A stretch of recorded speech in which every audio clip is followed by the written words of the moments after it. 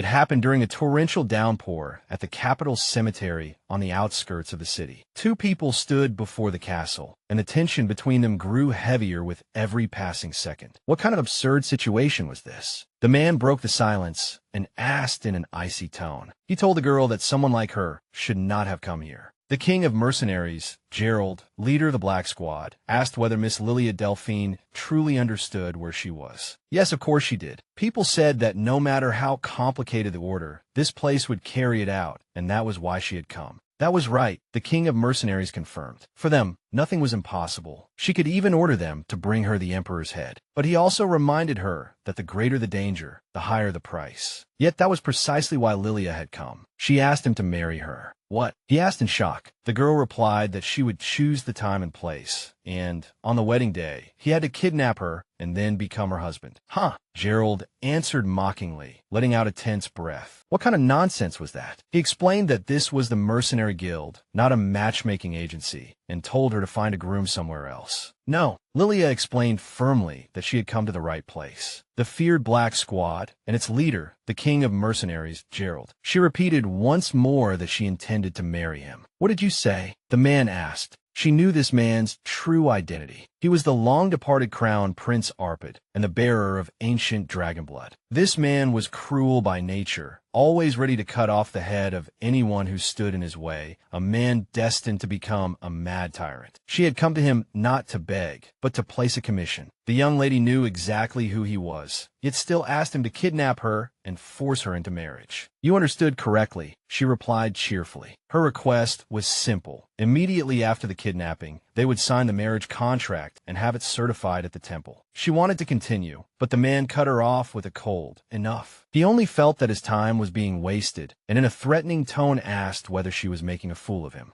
Gerald explained that if she said one more word, he would kill her. It was terrifying. When he grew angry, his eyes changed in an instant. What made him truly frightening was that he was absolutely capable of doing it. Yet this was no joke, and he had no choice but to hear her out. If she were the kind to back down so easily, she would never have come in the first place. Because, Lilia explained, otherwise you will die. She had to succeed. She had to make this marriage happen. To explain why she had come to the Crown Prince, one had to go back to the distant past. In her previous life, she had been an ordinary citizen of Korea. Her name was Ryu Shinii, but after her death, she was reborn into the body of Lilia Delphine. Everything was unfamiliar, completely different from the world she had originally lived in. At first, it was hard for her to adapt to her new surroundings, but life after reincarnation was actually quite comfortable. The ducal house of Delphine was noble and wealthy, so she lacked for nothing. She even married, and the man seemed to love her. She believed they would have a happy future, until she discovered that he had betrayed her. And before she could recover from the blow, she was framed by certain people as the one who had betrayed her husband, then accused of treason. After dying, she returned to the past, to a time before she had married, and so the second life within Lilia's body began. She did not know how she had come back, but she understood that she absolutely could not waste this chance. But this time reversal brought only confusion. Someone had framed me. I couldn't tell who was telling the truth and who was lying, and in the end, even my own hesitation clouded my judgment. She learned of the betrayal from a stranger, and she should have investigated everything before taking action. Very soon, the events of her first life repeated themselves. Her husband was taken from her again. She tried to fight back, but in the end, she still met the same conclusion. Then came her third life. This time, she decided she would no longer sit and wait for death. Even if she had to run, she would reclaim her life. She chose to escape that hell, but for some reason, all her plans collapsed, and in the end, she was caught. Worse still, those who tried to help her died along with her. This ending was more terrifying than anything else. Standing on the threshold of her third death, she gave a bitter smile. So ends like this again. How strange. She had fought so desperately to live. So why was the result always the same? It was as if someone knew her every step and saw straight through her. So how was she supposed to escape this vicious cycle? At the very moment she asked herself that, she did not know what to do. Crows circled above the plaza, heralding no good omen. But then Lilia saw her. Evangeline Ruth was right there. The woman who, every single time, stole her husband away. Not only had she destroyed her fate over and over again, now she had even come here to watch her die. What exactly had she done?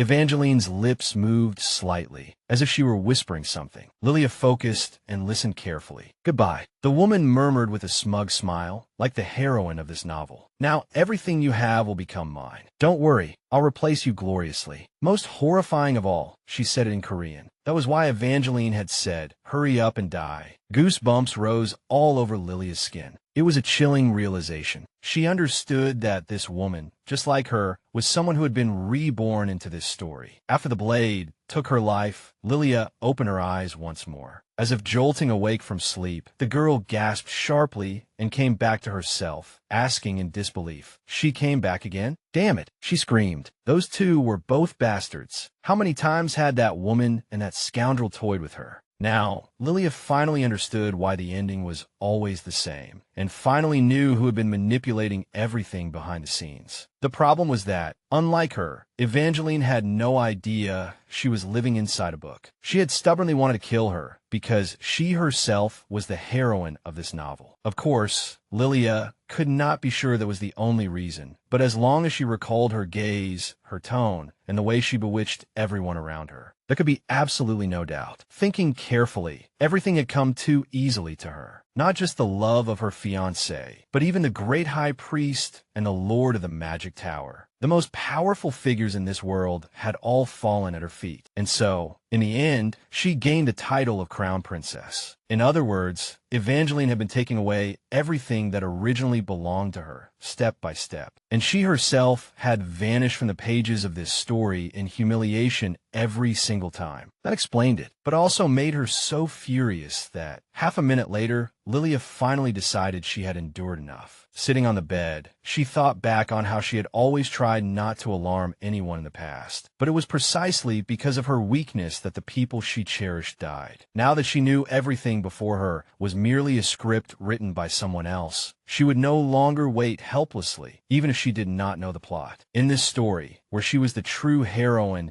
she possessed the memories of several past lives, and among them were probably many details never mentioned in the book. There was not much time left before the wedding, and her fiancé's heart likely already belonged to Evangeline. Then all she needed to do was choose another husband. The man who had been her fiancé and husband through the past 3 lives was Grand Duke Ludwigkin. He was the Emperor's favorite nephew and her mortal enemy, a man who had used and betrayed her 3 times. His ambition was so vast that he had entered a loveless marriage merely to obtain the wealth of the Delphine family. He was obsessed with power to the extreme, and no matter what evil he committed, he still demanded that she remain by his side. Yes, Evangeline Ruth was not the only one she intended to take revenge on. To make both of them pay, there were still a few things she had to do first. As the door to the terrace was suddenly pushed open, the fresh morning air poured into the room. Lilia walked to the edge of the balcony, took a deep breath, and then screamed with all her might, thinking anxiously, hurry and come here. Ludwig,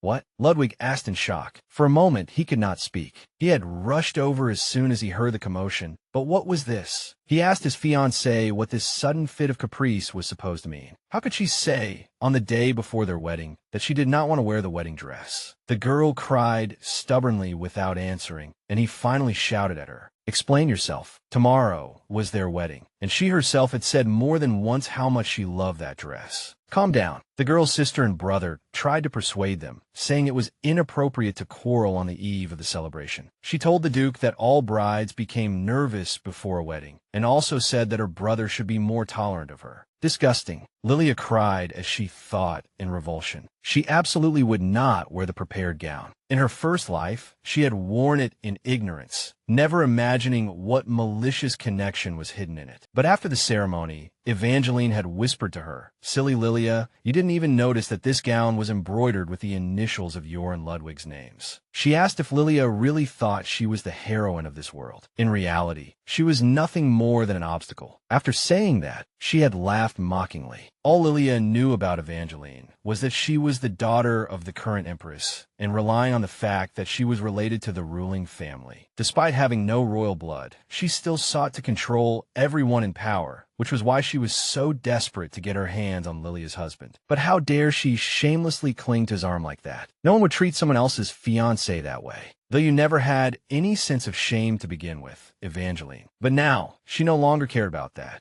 she suddenly rushed toward Ludwig. "Listen, Ludwig," Lilia shouted. Someone embroidered another person's initials on it." "Lilia," he said, "embroidering the bride and groom's initials on a dress is perfectly common." But she repeated that they were not her initials. They were someone else's. "Impossible, sister," Evangeline said. "It must just be some sort of mix-up." Lilia said that all the fittings had been done at the Delphine residence, then shouted at Evangeline that she herself had personally overseen all of it. "Look at it yourself. What is embroidered here is L and E. This cannot possibly be a simple mistake. It must have been done by someone jealous of their marriage." Lilia cried and asked what she was supposed to do now. She told Ludwig that she hated to think this way, but what if someone were deliberately trying to ruin their wedding? For example, a woman who hated her and wanted to steal him away. Perhaps that woman was very close by even now. As Lilia soothed the bride, she asked the Duke whether he truly believed such nonsense. Besides, their marriage had long since been personally approved by His Majesty. Ludwig said nervously. He said he understood that she resented the dress being ruined, but then he asked, did she intend to defy the Emperor's will? The wedding was tomorrow. There was simply no time to make a new dress. He told Lilia to be sensible. Did he really think she cannot see through him? Lilia immediately rushed to the open balcony and shouted no. She would never wear a dress bearing another person's initials. Their sacred ceremony must not be defiled. She would rather die. "What are you doing?" Ludwig shouted in panic. It was too dangerous, and he ordered her to come down at once. She screamed that rather than wear that filthy dress, tainted by another person's malice, she would rather jump. He froze in shock. "Come on," Lilia thought. "What will you do, Ludwig?" His answer had already been decided. After all, he needed this marriage to fulfill his dream of seizing limitless power. There was no way he could ignore Lilia at a moment like this. Ludwig hesitated for a moment, then suddenly snatched up the prepared wedding dress and held it to a burning candle. "Your Grace!" The maids behind him screamed in horror. The princess's wedding dress was on fire. Evangeline also cried out in alarm and demanded to know what her brother was doing. Ludwig, meanwhile, said nervously to Lilia, "Come down. There's no need to worry about this anymore. No matter who was behind such a vile trick." The Duke hypocritically assured her that he would not let them ruin their wedding. He reached out his hand to Lilia. After she climbed down, she told Ludwig that she knew he was on her side, but the ceremony was tomorrow. She asked sadly, without a dress, how was she supposed to attend the wedding? "Eva." He turned to his sister and asked whether she had a suitable dress. In shock, she asked her brother that one. The Grand Duke reminded her that he meant the one specially made for tomorrow's celebration.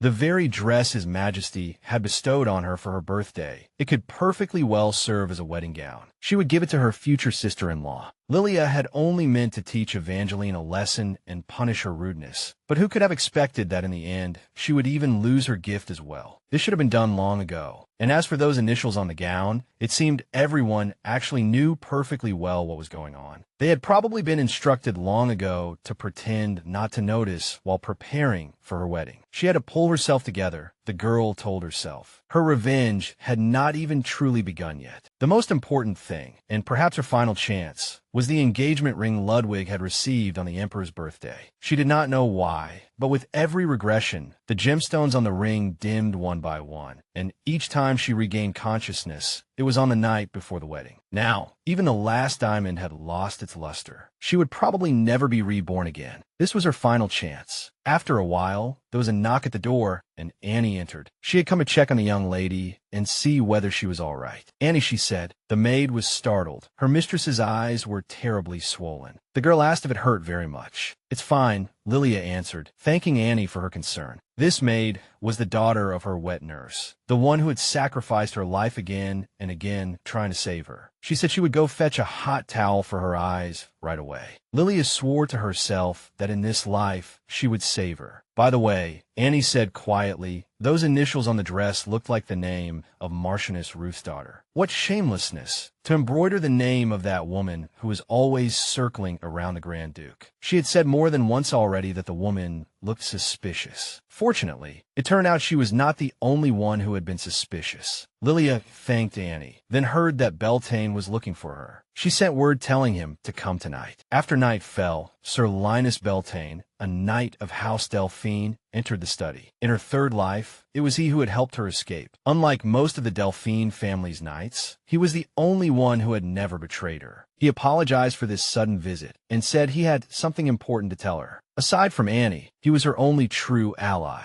He knew she would not want to hear it, but for her own good, he had to say it anyway. After organizing his thoughts, he said that Grand Duke Ludwig did not intend to marry her out of love. All he wanted was the power and wealth of the Delphine family, and his relationship with Lady Ruth, the Marquis's daughter, was highly suspicious. He begged the young lady to change her mind while there was still time, because he truly was an honest and steadfast man. In her past lives, she had always avoided him, unwilling to hear such harsh truths. Yet until the very end, he had never given up, always trying to wake her up. Sadly, by the time she had finally decided to listen, it had already been too late. He pleaded with her, for her own sake, to reconsider at least one more time. "It's already too late," Lilia said sorrowfully. The wedding was tomorrow, and he would never agree to break the engagement. "But, my lady," he cried, thinking carefully about it, the people who truly cherished her had actually always remained by her side. What a pity that she realized it too late. As the sole direct heir of House Delphine, she ordered him to accompany her out tonight. It was time for her to begin protecting them instead. An hour later, they set out, and along the way they encountered no one. Sir Beltane covered for her, so there was nothing to worry about at all. He was the strongest knight in the Delphine household guard. With him there, she could leave the estate easily and without a sound. Lilia trusted him, which was why she had asked him to come with her. However, Evangeline's voice suddenly rang out, demanding to know how he could treat her like this. She was alone with the Duke, and the Duke did not answer her question. She pressed him, asking why he was silent. Evangeline demanded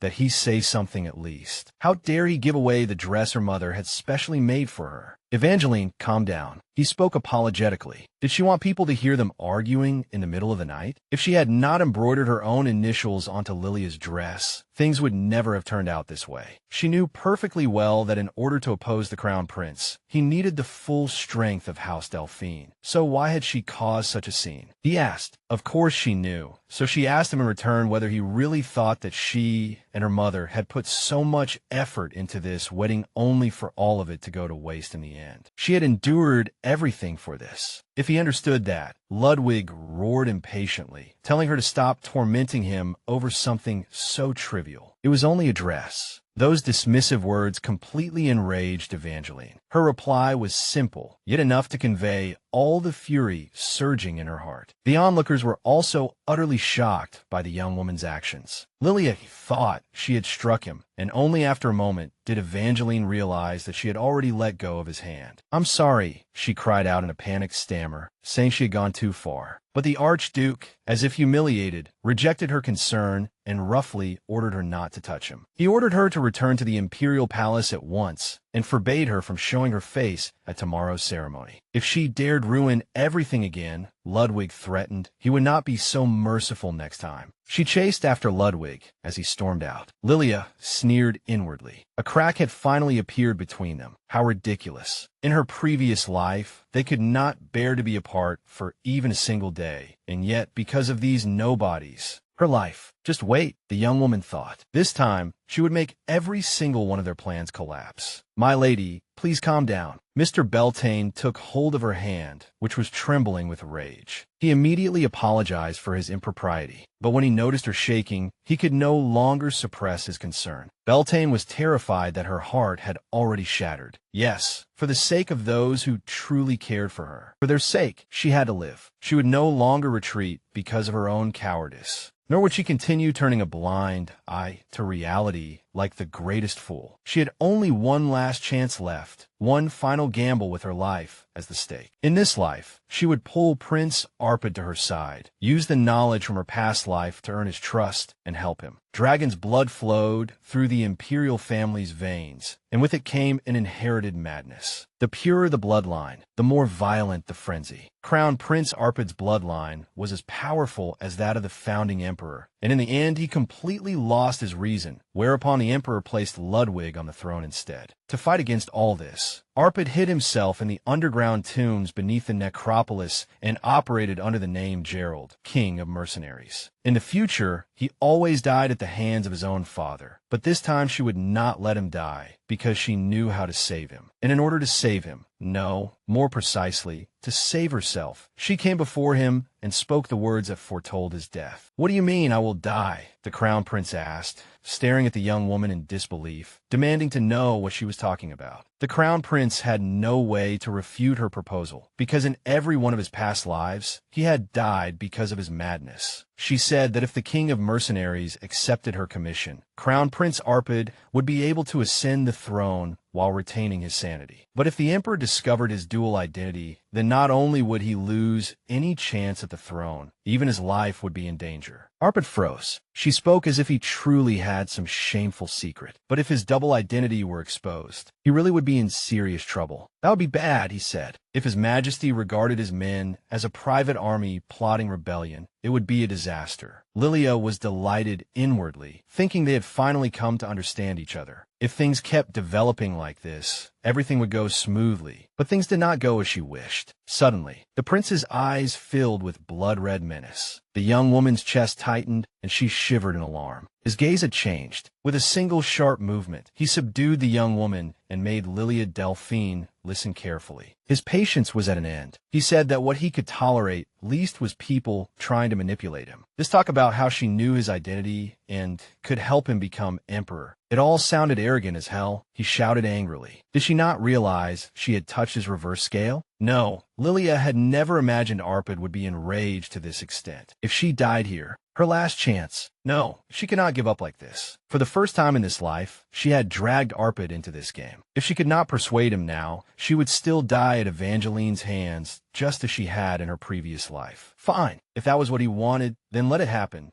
Apologetically, she said that she was not afraid of death, but in the end, the only one who would regret it would be him, Gerald, the king of mercenaries. To be honest, the fact that this lady standing before him possessed such reckless courage took the man by surprise. With a heavy sigh from the Crown Prince, the hand at last lowered the dagger pressed against Lilia's throat. He still held on to her. He had never heard that the Duke of Delphine's daughter suffered from any kind of madness. As far as he could tell, only ordinary human blood flowed in her veins. Thinking of how he had not truly driven the dagger down to take her life, he also felt relieved. "Fine." With an intrigued grin, he said, "Then answer me, my confident and courageous lady." Then, in a more severe, threatening tone, he asked how she intended to deal with the madman standing before her. Lilia asked in return whether he thought she would reveal all her secrets so easily just because he had a handsome face. If she told him everything right now, wouldn't he kill her immediately? The young lady asked. He could simply tie her up, throw her into a dungeon, and torture her until she talked. Of course, Lilia thought, swallowing hard and pressing her lips together. He would never let her off so easily. Then, she asked, "Do you really think I came here without any preparation?" She had already considered every possibility. If she failed to return to the mansion before the appointed time, all the information about him would immediately fall into the hands of his enemies, so killing her would be meaningless. He said she really was a strange woman. "I'm an ordinary girl," she said. But ordinary girls did not gather that kind of information for blackmail, he replied. Why should he believe her? Arpad asked. For him, the risk was too great for him to let her lead him around by the nose. That was fair enough, so Lilia thought it was probably time to give him a taste of something. She shot him a glance and said she would give him a bit of compensation first, as an advance payment on her commission. Instead, this only irritated him, and he turned to leave. That is absolutely not what I meant. Lilia froze. She had not asked him to let her go. Wait. After sighing, he finally agreed and said, "Fine, show me what you brought."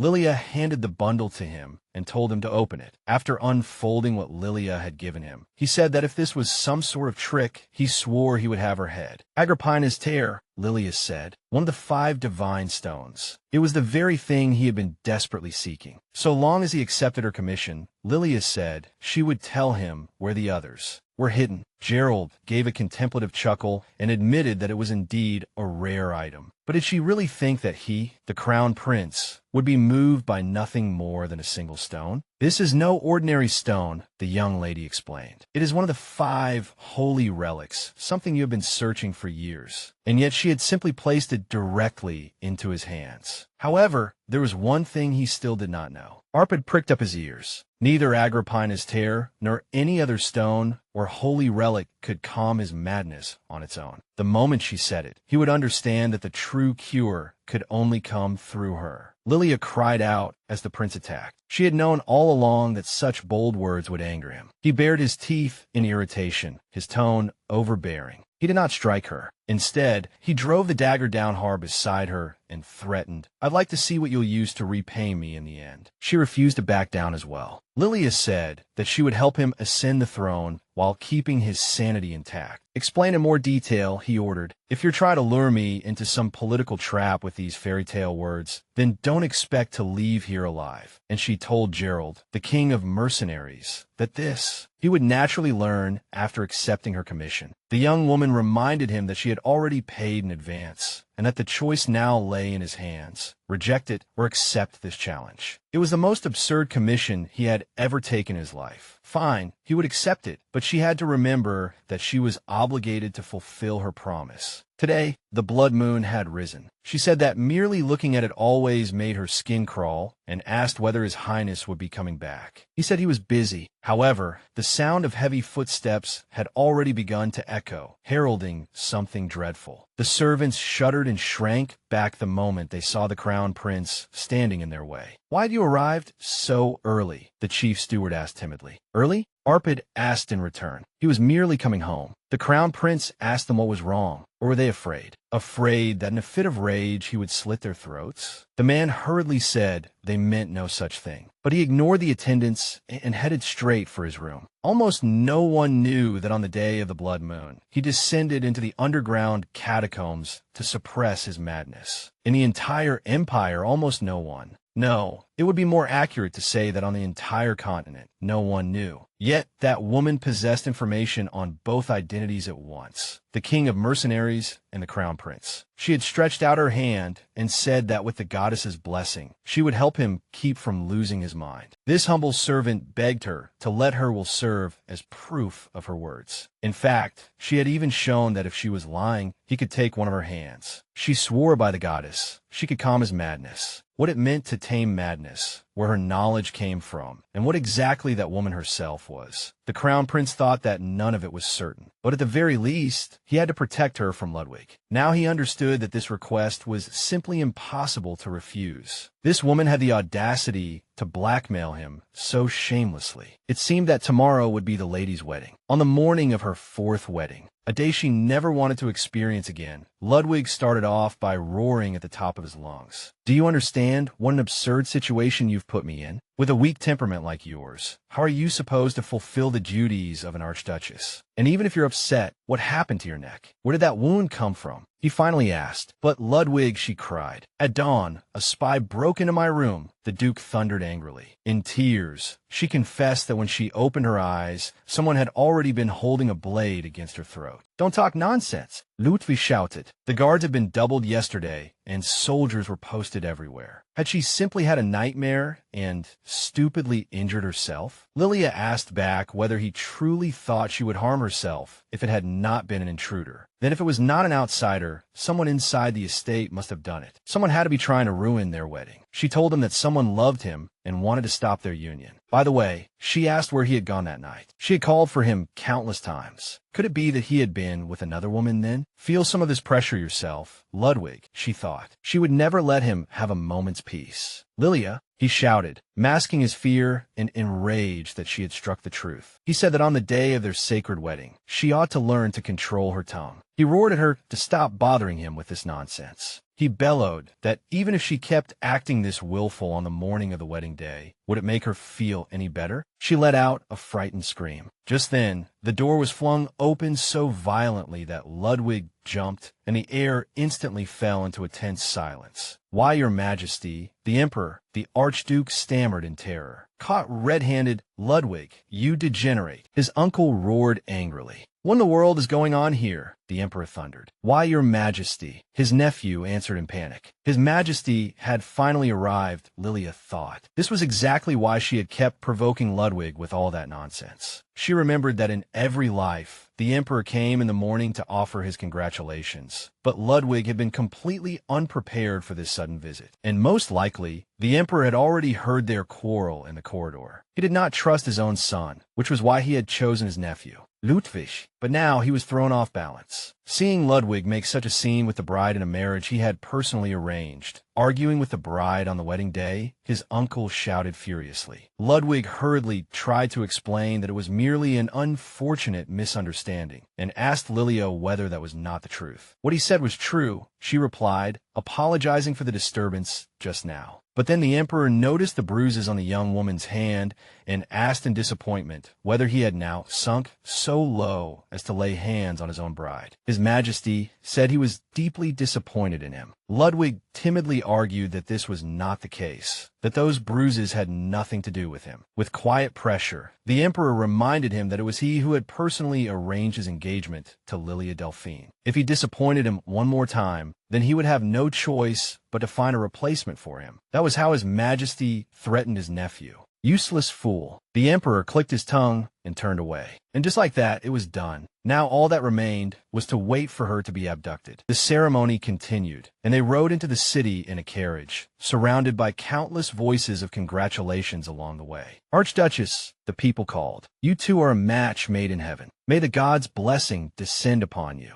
All those blessings offered to the bride sounded like curses in Lilia's ears. But where was the crown prince? They had agreed to meet in the square at noon. He should have appeared by now, and yet he was still nowhere to be seen. Thinking about it carefully, the whole thing really was absurd. A woman had suddenly run up to him and claimed she could cure his madness and help him become emperor. Had he really grown suspicious and simply decided to abandon her after all? The more she thought about it, the more uneasy and agitated she became. But at that moment, a soothing impulse swept through her soul. The carriage came to a stop because the road ahead had been blocked by a man riding a white steed. The square instantly fell silent at the sight of the visitor. His snow-white cloak billowed in the wind. Teach, that really is Crown Prince Arpad himself? The driver escorting the bridal carriage cried out. The moment he dismounted, the people in the square began whispering among themselves. That's His Highness. After all, no one had expected to see him at the wedding, even as a guest. But why had he appeared not at the temple where the ceremony would be held, but in front of the wedding procession? The knights asked why His Highness had graced them with his presence today. Had he come to be the first to congratulate the bride? Before they could finish speaking, the crown prince coldly ordered them to move aside and drew his sword. The tension in the square tightened even further. Arpad said he had urgent business, and therefore ordered, "Do not obstruct me. Stand still." The man hesitantly replied that they did not dare block His Highness, but asked permission to first understand what exactly he intended to do. "Where is Lilia now?" the crown prince asked. The knights exchanged glances. Realizing that something was wrong, the captain sent one of his men to the temple. He was looking for the bride. He had to report this matter to the duke. Arpad did not like all the whispering. He did not waste even a moment of precious time. The king of mercenaries directly swung his sword at the knight who was trying to retreat. The man let out a scream, the sharp pain of the blade piercing his flesh, nearly making him collapse. The citizens were instantly seized by fear. The captain went on alert. It seemed that the crown prince had repeated himself. He had already made it very clear that they were to stand where they were and not move. This time it was only a hand. If they disobeyed again, next time they should be prepared to lose their heads. So he asked once more where Lilia was. My heavens! The townspeople whispered in shock. Had the crown prince's madness flared up again? Even if he was the heir to the throne, he still dared commit such violence on the wedding day of his own cousin, Archduke Ludwig. At that moment, Lilia stepped out of the carriage. The crowd immediately cried out, "My lady, Archduchess!" The young lady of House Delphine bowed to His Highness. She did not know why he was looking for her, but if this continued, she would miss the ceremony, so she asked him to stop. However, the crown prince was determined to have his way. He approached her, and with the slightest motion, the veil covering her face was lifted from the young lady's head as though blown away by the wind. The surrounding crowd immediately burst into uproar, drawing sharp breaths in shock. He had pulled away the bride's veil. But the wedding had not even begun yet. The commander roared in fury, demanding to know how he dared insult the young lady in such a manner. "Your Highness," he shouted, "only the Archduke may touch the bride's veil. You have no right to lift it." Yet at that moment, Beltane unexpectedly intervened in the confrontation, stepping forward to defend his mistress. Even Lilia herself was surprised. He demanded to know how His Highness could inflict such a grave humiliation upon a noble lady. Whatever his intentions, this was an affront to the honor of the entire house of Delphine. Please show their mistress the respect she was due. The people around them cried out in disbelief. How was this possible? He had actually drawn his sword against the crown prince to protect his master? It was sheer madness. Even Lilia herself was somewhat at a loss, because she had not fully thought everything through beforehand. Even so, she turned to His Highness, wanting to salvage the situation. The young woman begged the crown prince to be merciful and let her go to the temple. She had deliberately come out to meet him precisely so that it would be easier for him to carry her off. So, he thought she could make that kind of expression too. When they first met, she had been so bold. Still, playing along with her was not difficult for him. Right now, he was playing the role of the imperial crown prince who seized a bride by force. So targeting his future daughter-in-law's knight was not difficult for him at all. Lilia let out a terrified scream, never having expected this to happen. Beltane endured the pain and told Milady that he was fine. How is this fine? She cried. He was covered in blood. She begged His Highness to show mercy, while Beltane pleaded with her to step farther away, because it was simply too dangerous. Seeing how frightened Lilia was, the prince became wary as well, thinking that she clearly was not pretending. Where had that mask of a meek, fragile girl gone? She was genuinely worried about this night, and for some reason, the sight made him restless and irritated, as though everything inside him had been turned upside down. He realized that this night seemed to be devoted to her with all his heart. Miss Lilia? Yes, that's right. She answered at once, adding that a knight's fault was his master's fault. If punishment was due, then punish her instead. Well done, Arpad thought. At the same time, he kicked the young lady's knight aside and seized her hand, saying that she had said it herself. She said she was willing to pay the price for his actions. Beltane groaned in pain, yet still refused to give up. Even though he no longer had the strength to stand, he still called for Milady. However, the crown prince gave the knights no chance to act. The girl screamed in panic, "Your Highness, what are you doing?" and demanded to know why he was taking her away. Look, the crown prince is forcibly taking that lady away. The citizens cried out. Arpad told Lilia to remember this well. She owed him, and the debt was worth exactly that knight's life. To be honest, he had never been able to understand this barbaric custom of bride stealing. She would surely pay the price for it. Your Imperial Highness, someone shouted. Arpad said that thanks to their cooperation, he had already learned everything he wanted to know. He was certain that a woman like this was far too precious a prize for someone like Ludwig, so he would take Miss Delphine away. As for the torn bridal veil, he himself would make amends by becoming her husband. They could go tell Ludwig to return home. No one was waiting for him at the temple anymore. All right, time to go, the prince said. Your Highness, Lilia cried. Please spare him. The stolen bride called out for Ludwig. 300 years ago, in the age when the empire was founded, bride stealing had been a custom recognized by the empire. It was considered the only true orthodoxy because the empire itself had been born when a ferocious dragon abducted a beautiful princess from a wedding procession. And now, on her wedding day, the bride had been taken away by the crown prince, the one rumored to carry the strongest blood of that dragon in his veins. It was practically a living reenactment of the founding legend of the first emperor. When he heard that the bride had been taken, he simply could not believe it, smashing a vase in fury as he shouted what kind of nonsense this was. What in the world are they talking about? The noble women attending the celebration whispered among themselves. Was the bride really stolen away? The Grand Duke became the groom by His Majesty's command. Who would dare go against His Majesty's will? Does he even realize how absurd that sounds? He roared at the knight, and under security this tight. Eva told her brother to calm down. Enough, she shouted, asking if he knew how many people were watching him. She told him to pull himself together. The Duke roared back, asking whether she was really telling him to stay calm in front of this pack of idiots. They had watched his fiancée be abducted with their own eyes, and had not so much as lifted a finger. The captain wished he could beg his lord for death as atonement, but they had still been powerless. At last, that man revealed that the one who had abducted Miss Delphine was none other than His Imperial Highness the Crown Prince. "Out of my way," he ordered, then rushed off in a rage to seek an audience with His Majesty the Emperor. He explained his purpose to the guards, yet still could not enter. His Majesty had ordered that no one be allowed in because he was in council. Ludwig thought that they were probably discussing how to cover this up as thoroughly as possible. As for what became of his reputation, no one cared in the slightest. He pushed past the guards and began pounding violently on the doors, begging His Majesty to uphold justice. There was no one left in the entire imperial capital who did not know of this scandal. The hatred in his heart was so intense it seemed ready to drip blood. He shouted at the top of his lungs, but the emperor, seated beside his wife, acted as if he had heard nothing from this nephew of his. In truth, they had both heard Ludwig's voice. In the end, it was the empress who broke the silence, turning to look at His Majesty. Empress Isabel asked her husband how he intended to deal with the situation at hand, but the emperor remained lost in thought. Neither the missing bride nor the person who had taken her had yet appeared. Yet throughout high society, word had already spread that Grand Duke Ludwig's wedding had been utterly ruined. She was deeply worried. "Arpad," Isabel said, "when people witness such reckless behavior, they cannot help but suspect that he has already been consumed by madness." As she spoke, Isabel unconsciously touched the old scar on her hand. That scar had been left when Isabel was 10 years old. From that day on, Arpad first showed signs of the hereditary illness, and her hand had never been able to lift normally again. She said that, after all, the Crown Prince had inherited his madness from the late Empress. "Enough," the Emperor barked. He ordered her never to mention Roxana again. This was not the time for such talk. The Empress apologized to His Majesty, saying she had been far too careless and could not forgive herself. Roxana, the only Empress, long gone from their lives. Arpad resembled her too much, as though even the mark on his cheek had been left there by her in a fit of rage. This madness could not be concealed at all, and because of that he could not be trusted. 3 days had already passed since the Crown Prince abducted her. After traveling for 3 days and 3 nights without rest, they finally arrived outside the imperial capital. Her view of bride stealing was exactly the same as the prince's: absolute rejection. It was nothing more than an act of violence, the possession of a person without their consent. However, she had more than enough reason for proposing it to him. It was not only the sole way to approach the prince. It was also an important symbolic act with profound meaning, the perfect opportunity to remind the people of the nation's origins and thus further solidify the Crown Prince's standing. Ironically, all of this was something she had learned from Ludwig. In order to make himself the heir after Arpad's death and lend legitimacy to his marriage with Evangeline, he had used the empire's founding myth to establish his own legitimacy. This time, she had simply decided to return the exact same method to him unchanged. She really should have seen the look on his face, but sadly she had not witnessed his reaction herself. So it was also time to discuss with Arpad what they would do next. But just then, she noticed his gloomy expression and asked whether His Highness was simply too tired from the long journey. "Not all," he replied. Lilia thought he was probably in a bad mood from the 3 days of travel. Now that they were far from the imperial capital, the girl asked whether they might slow down a little. "Absolutely not." He tugged on the reins. "No one knows when pursuit may come." He told her to hold on tight. In the end, they reached the royal villa outside the city, and the journey had truly been grueling. At last, "I can bathe and go to bed," Lilia cried, then asked, "We're here already, right?" After 3 days of hard travel, she felt filthy beyond words. The decisiveness his fiancée had shown today was so great that even Arpad felt somewhat unsettled by it. Lilia hurriedly cried that she had not meant it that way at all. But then she noticed that the prince still looked perfectly refreshed, and whatever strength she had left seemed to drain away. She told him to stop joking around. She truly had no strength left at all. Just then, a voice called out, "Your Imperial Highness the Crown Prince." The two of them looked ahead together. "You really have arrived," said the man in temple robes. He was a priest from the Grand Temple near the imperial capital. "Long time no see," Arpad said as he approached. Just as he had said before, he had to officiate the wedding and serve as their witness. Hearing that, her chest trembled slightly. Those were the very words, the exact thing she had asked of him. She had originally thought that since he was angry, the wedding would not be held after all. But he intended to fulfill her conditions in full. Though he looked hot-tempered on the surface, in truth, he was extraordinarily attentive to details. The priest said he still felt deeply uneasy. If a marriage were formed through bride stealing, then, given His Highness's status, probably no one would dare object. But in the end,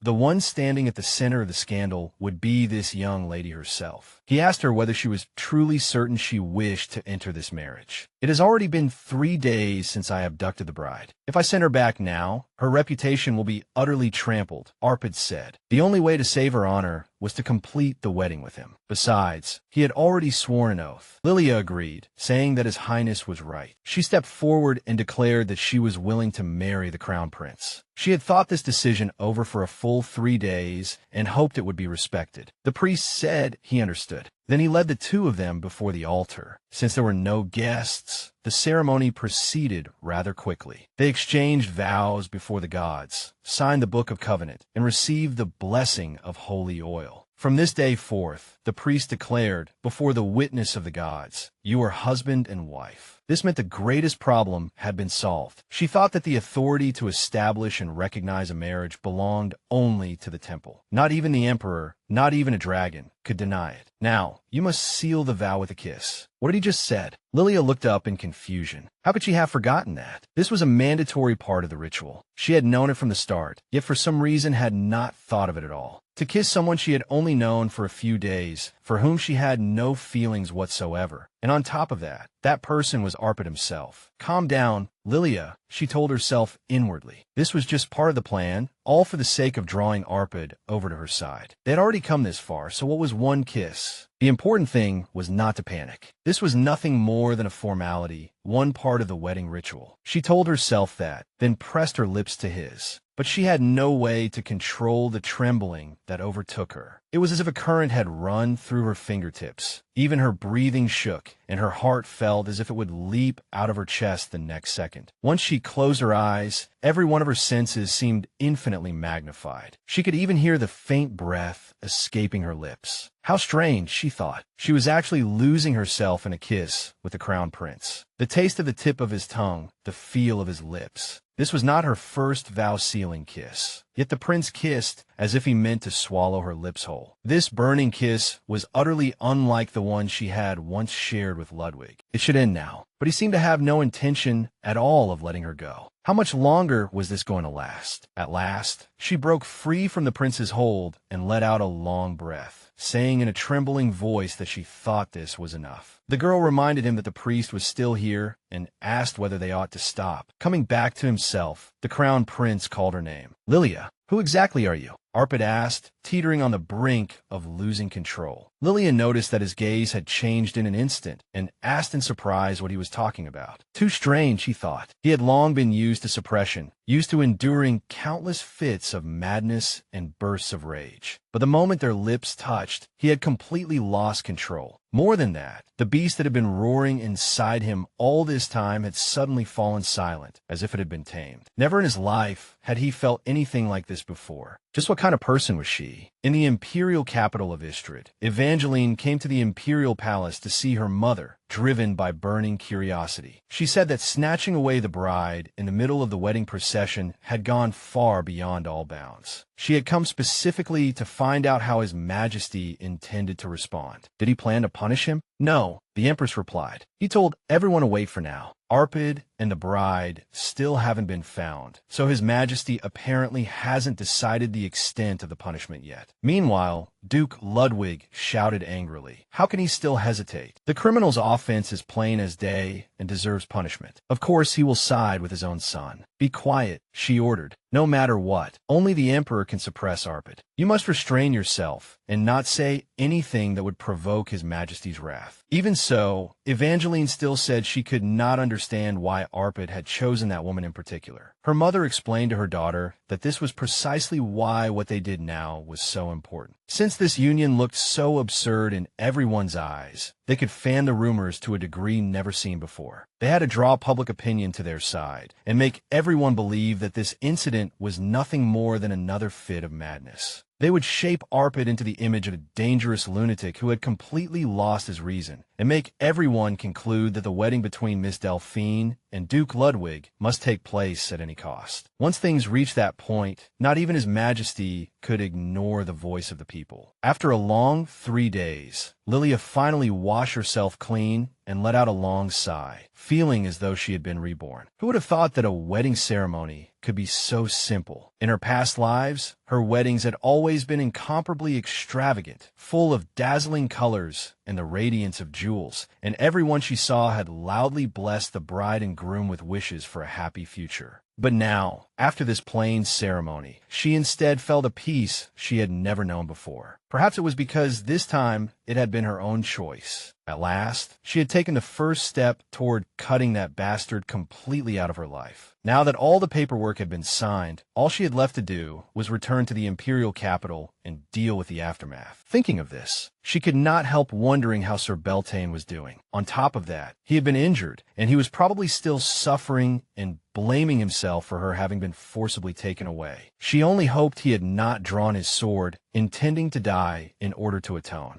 With Beltane's loyalty, he was entirely capable of such a desperate act. And there was also Annie. She must be heartbroken too, believing that something terrible had happened to her. Lilia let out a tense breath. She was far too worried about them. But for their sake, it was better that they remain in the dark for now. Even if she told them the truth, they would only find it absurd at this moment. All she could do now was hope that they would be willing to wait for her return and let her explain everything in person. After her bath, the maids helped the princess consort change into a beautiful nightgown. "My lady," they said, unable to hide their delight, "may tonight become the happiest night of your life." All of this made Lilia feel terribly embarrassed. The beautiful nightgown and those words wishing her happiness on her wedding night. The maids at the villa did not know that her union with the prince was more like a bargain for survival. But now it no longer mattered. Thinking this, she lifted the bed curtains. For her now, the most important things in the world were a pillow and a soft bed. She had to lie down quickly and free herself from this bone-deep exhaustion. Suddenly, the sound of a door opening from the bath area drew the princess consort's attention. His Highness stepped into the room, and her heart jolted. Why was Arpad in her room? In a thoughtful tone, he remarked that his newly wedded wife was, it seemed, an extremely decisive woman. Lilia blushed and asked what he had just said. Softening her tone, she then asked whether something had happened. If he was worried that someone might be listening through the walls, she had already ordered all the servants to disperse and to stay away from the bedchamber. The prince came closer than etiquette allowed. Lilia trembled slightly, thinking she should step back. But in the very next instant, he wrapped an arm around her waist and pulled her against himself, asking whether he needed some special reason to spend his wedding night with his own new bride, my lady. What was he talking about? Lilia asked, confused and mortified. Arpad asked in return why she was so shocked. Had he said something wrong? That's not the issue. Lilia cried. This had never been part of the conditions she proposed. In any case, he needed to let her go first. But her foot caught, and she lost her balance. In a thoughtful tone, the prince said that she was even more calculating than he had first assumed. Since she herself had brought him to the bedside, he leaned down over her. What a clumsy seduction, Arpad remarked. No, Lilia thought uneasily. He was far too close. He placed his hand over hers and asked Lilia whether she knew what husband and wife were supposed to do on their wedding night. As he spoke, he reached out and pulled it aside, pressing even closer. This was too dangerous. The princess consort thought uneasily. If this kept going, wait. Her voice shook with agitation as she shoved the prince away from her with all her strength. The agreement between them had only been verbal, so naturally there had been a misunderstanding. Therefore, the very first thing they needed to do now was draft a formal marriage contract. At last, the contract draft was complete. Lilia asked him whether he had any objections to the terms of the agreement. Everything is fine, he said, but what exactly does this condition mean? It stated that once he became emperor, she would receive the position of empress. If that's the case, then why divorce immediately at that very moment? He pointed out sharply. She answered that precisely because of that, she could prove to him that her intentions were pure and show that she had approached him not for the sake of a title. But when it came to power, he fell into thought again. The crown prince asked her why she had to prove that point. Lilia had not expected such a question from him. She could not help wondering whether something was troubling him. Could it be that this would not benefit Arpad? Or perhaps he already had a lover, or she would soon appear in this, her second life? The man who had come close to killing Emperor Arpad once said that the young man seemed to have had a woman he had loved with all his heart. After his son died, Walter Astrid was tormented by guilt over everything he had done and intended to confine himself in a remote temple. Ironically, it was only after his son's death that he learned of his true feelings. Tormented by the guilt of having personally taken his own child's life, he often poured out his heart to her. Even in her first life, she had heard that the Crown Prince carried a secret love in his heart. She had never seen the woman herself, but she was certain that she existed. That was exactly why she had added that final condition. Yet he became angry and did not even notice her concern in the slightest. Arpad asked whether there was something on her face. Then he repeated himself, asking why she needed that condition, or whether she was simply trying to leave herself an escape route so she could run away at any time. Lilia asked him why he would say something so insulting. He warned her to be careful, lest she end up thanking him for that condition later. Or else, Arpad asked, what if when the time came, instead of being grateful for it, he found it utterly displeasing? She said that such a thing would absolutely never happen. So he proposed a bargain. If, after some time, he felt that the condition was unsuitable, they would simply strike it out. But if he truly did become grateful for it, he would give her that country palace. Those terms did not upset her at all. On the contrary, they suited her perfectly. Lilia agreed at once, thinking how fortunate she was. Late that night, the prince lay in bed, lost in thoughts that refused to settle for a long while. She truly was a strange woman. He had seen it clearly enough. Just moments ago, she had been so bold and overbearing while giving orders, but now Lilia of the Delphine family was trembling because of one simple joke. There was nothing particularly unusual about her past, nothing that could explain such behavior. He had no idea what kind of person she really was. On the day they first met, he had scared her half to death. Any other woman would have fled at once, yet she had not even blinked. And to reach this palace, she had endured a grueling 3-day journey without sleep or rest. Although she complained the whole way about how hard it was, outwardly she looked no different from any ordinary noble lady. At the same time, however, she possessed a mysterious and chillingly calculating nature. Could it be that her thoughts could only be seen through on that one night? That was hardly a good thing, but if that truly was her weakness, then he ought to have been pleased and considered how to make use of it. Yet for some reason, it only irritated him instead. 3 days later, at the residence of the Duke of Delphine,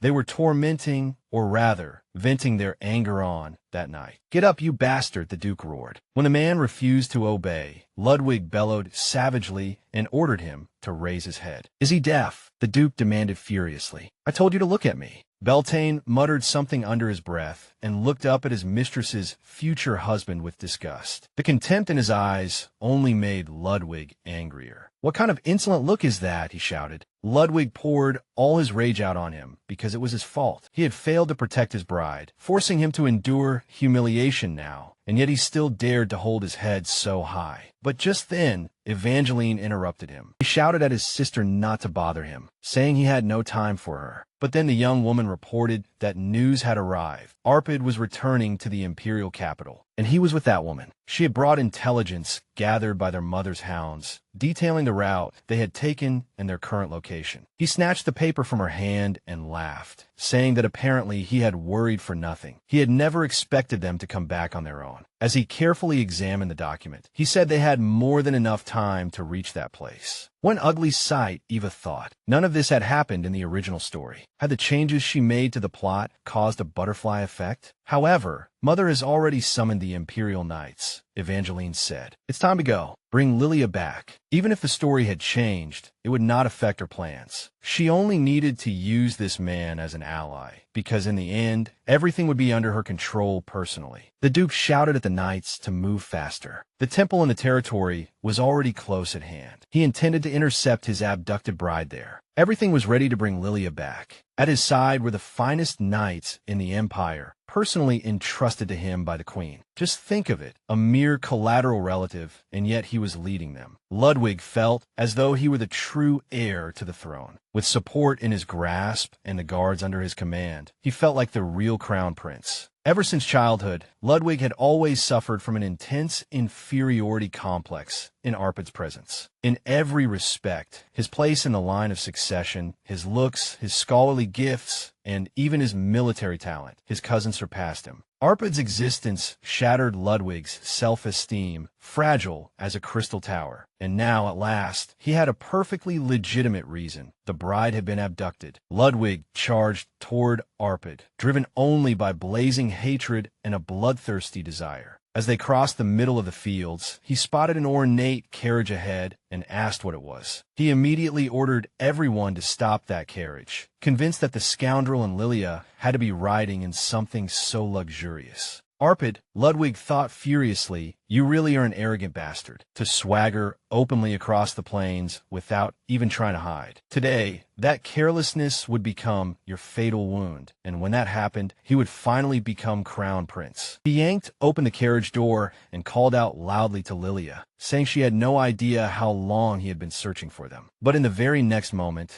the expression on his face suddenly changed from forced delight to one of humiliation. The carriage was empty. But how could that be? The Duke froze on the spot in shock. At the same time, the Queen's palace was filled with idle calm. Isabel invited her daughter to taste an infusion made from freshly gathered herbs. Yet the more Evangeline thought about it, the more uneasy she became. Nothing like this had ever happened in the original story. According to the plot, Arpad should have died early, unable to withstand his madness, and Lilia should have died as well, leaving the entire Delphine family fortune in Ludwig's hands. But now, these two people who had originally had nothing to do with each other had suddenly become engaged. Could it really be true? Evangeline thought bitterly that simply because Lilia was the heroine, the story would still lead her to a happy ending? No, she had to pull herself together. Since she had been reborn into this world, she was fully capable of changing her own fate. If this continued, Ludwig would never obtain the Delphine inheritance. That meant her plan to seize everything through him would collapse completely. But even more irritating than that was the fact that she could not stop thinking about Arpad. The heroine, Lilia Delphine, did nothing but cry, and the male lead, Ludwig Kuhn, had no charm whatsoever. When she had skimmed through the novel in haste before coming here, those two had only annoyed her. She had not thought there was anything special about them, and she knew even less about Arpad. After all, the book gave him barely any page time. But she had been wrong. Since truly arriving in this world, she had seen with her own eyes that Arpad possessed astonishing magnetism. Yet no matter how much she knew about the plot, and no matter how tempting it all seemed, she understood that there was no way she could save him from madness. That was why she gave up the idea of having him. There was no point in setting her sights on a man destined to die in a blaze of rage.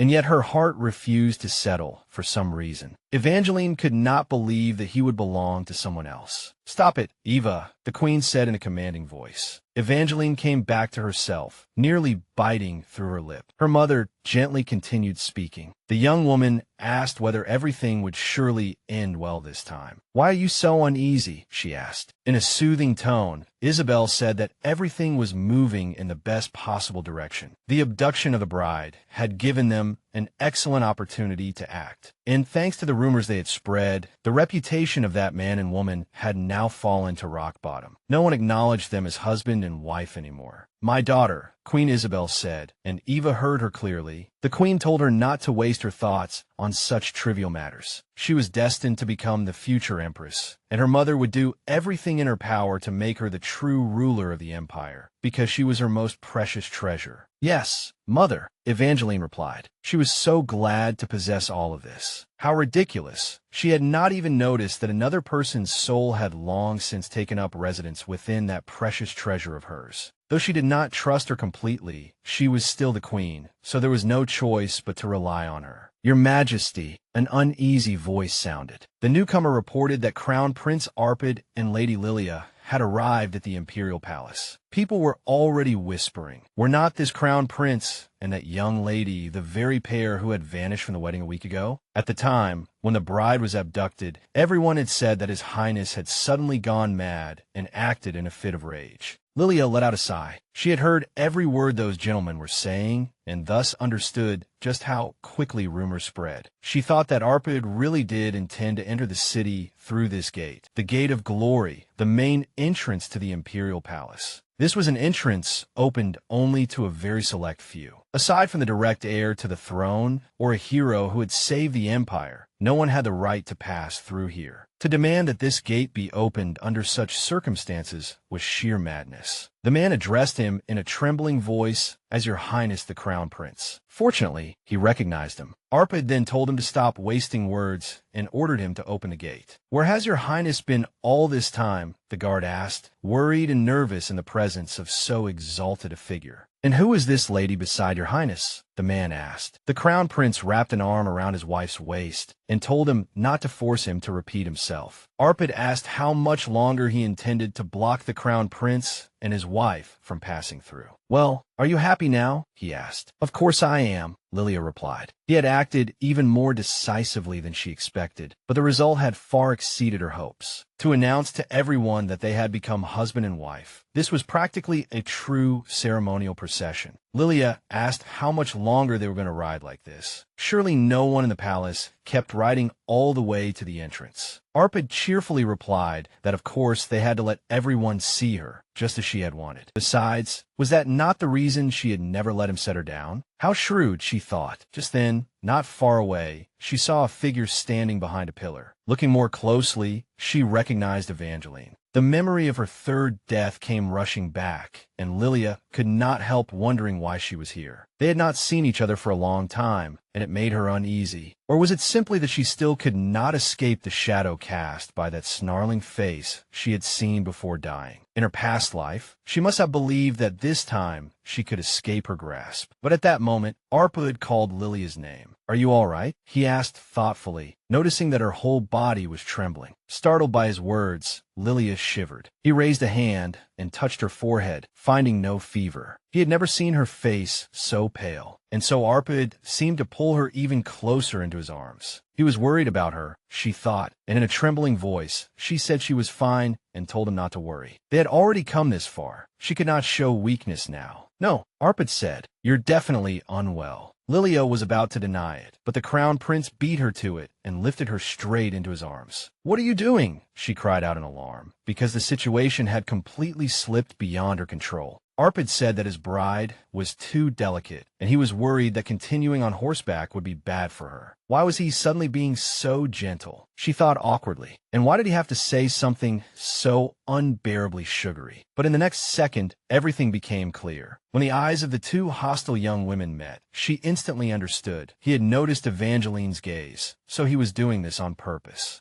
Unexpectedly, the unease in her heart immediately faded. Though somewhat surprised, Lilia still cast Eva a glance. That slightly narrowed look appeared in her eyes again, and even from such a distance, Evangeline froze when she saw it. She could hardly comprehend what she had just seen. Lilia was mocking her. If Ludwig had already brought the bride back, they would not need to resort to such tricks. But that idiot could not even manage something so simple. It seemed, I can only use this excuse to drive her out of the house. But then Eva, her mother, called. She asked her daughter whether she still had not cast away those foolish feelings completely. Had she not told her long ago to give up? Arpad would never, like Ludwig, become a puppet to be manipulated by others. She told her to forget her personal likes and dislikes and focus on what truly mattered. Evangeline told her mother that she understood. Yes, the queen said, it was nothing more than a fleeting infatuation of youth. I know that better than anyone. But she was not the only one who thought so. Arpad had always been the kind of man no woman could truly possess, no matter how much she longed to have him. If that was the case, why had it been Lilia, of all people, who succeeded in the end? How unfair. She was merely the heroine of this story. Worse still, the plot was already beginning to change. If this kept up, would she be the one who ended in misery instead? She could no longer stand by and do nothing. All her previous plans would have to be put aside for now. This time, she would enter the fray herself. They entered the throne hall. Emperor Walter, Astrid spoke. You have arrived. The daughter of House Delphine, wife of Crown Prince Arpad, pays her respects to His Majesty, the great incarnation of Altinus. He had personally designated his nephew to be her husband. He had personally bestowed gifts, and had even visited their residence on the eve of the wedding. Now he angrily demanded whether everything she and Arpad had done was not an insult to the authority of the empire. No, Lilia answered, neither I nor His Highness ever intended to disregard your Majesty's will. If that is so, he shouted, then the Crown Prince has truly gone mad. He ordered her to tell the truth. If this had been an abduction against her will, he would help her set everything right. No, Lady Delphine said clearly and loudly that she did not wish to annul this marriage. Moreover, the wedding rites between herself and the Crown Prince had already been completed. After she said this, the Emperor angrily demanded, you performed the rites, and even had witnesses at the temple? For what reason did you create this ridiculous farce? For love, of course, she answered. His Highness fell in love with me at first sight and simply could not restrain himself. That was why, just as the great Altinus had done long ago when he first saw Princess Astrid, he resolved to abduct her. They declared that this was a reenactment of the founding legend of the empire, in which the dragon carried off the princess. That is our official story, Lilia concluded. Official story? Walter asked. You mean things did not actually happen that way? Of course not, she replied to His Majesty, then asked, does Your Majesty truly believe Ludwig is qualified to sit upon the imperial throne? The Emperor almost sprang to his feet at once and demanded why she would think such a thing. It was he himself who had arranged for her to marry that Grand Duke, and regardless of how disastrous that might be, it was tantamount to handing him the power to control House Delphine. Was that not the same as nurturing him into a rival to the Crown Prince? Your Majesty, she said, taking a step forward, how well do you truly know your nephew?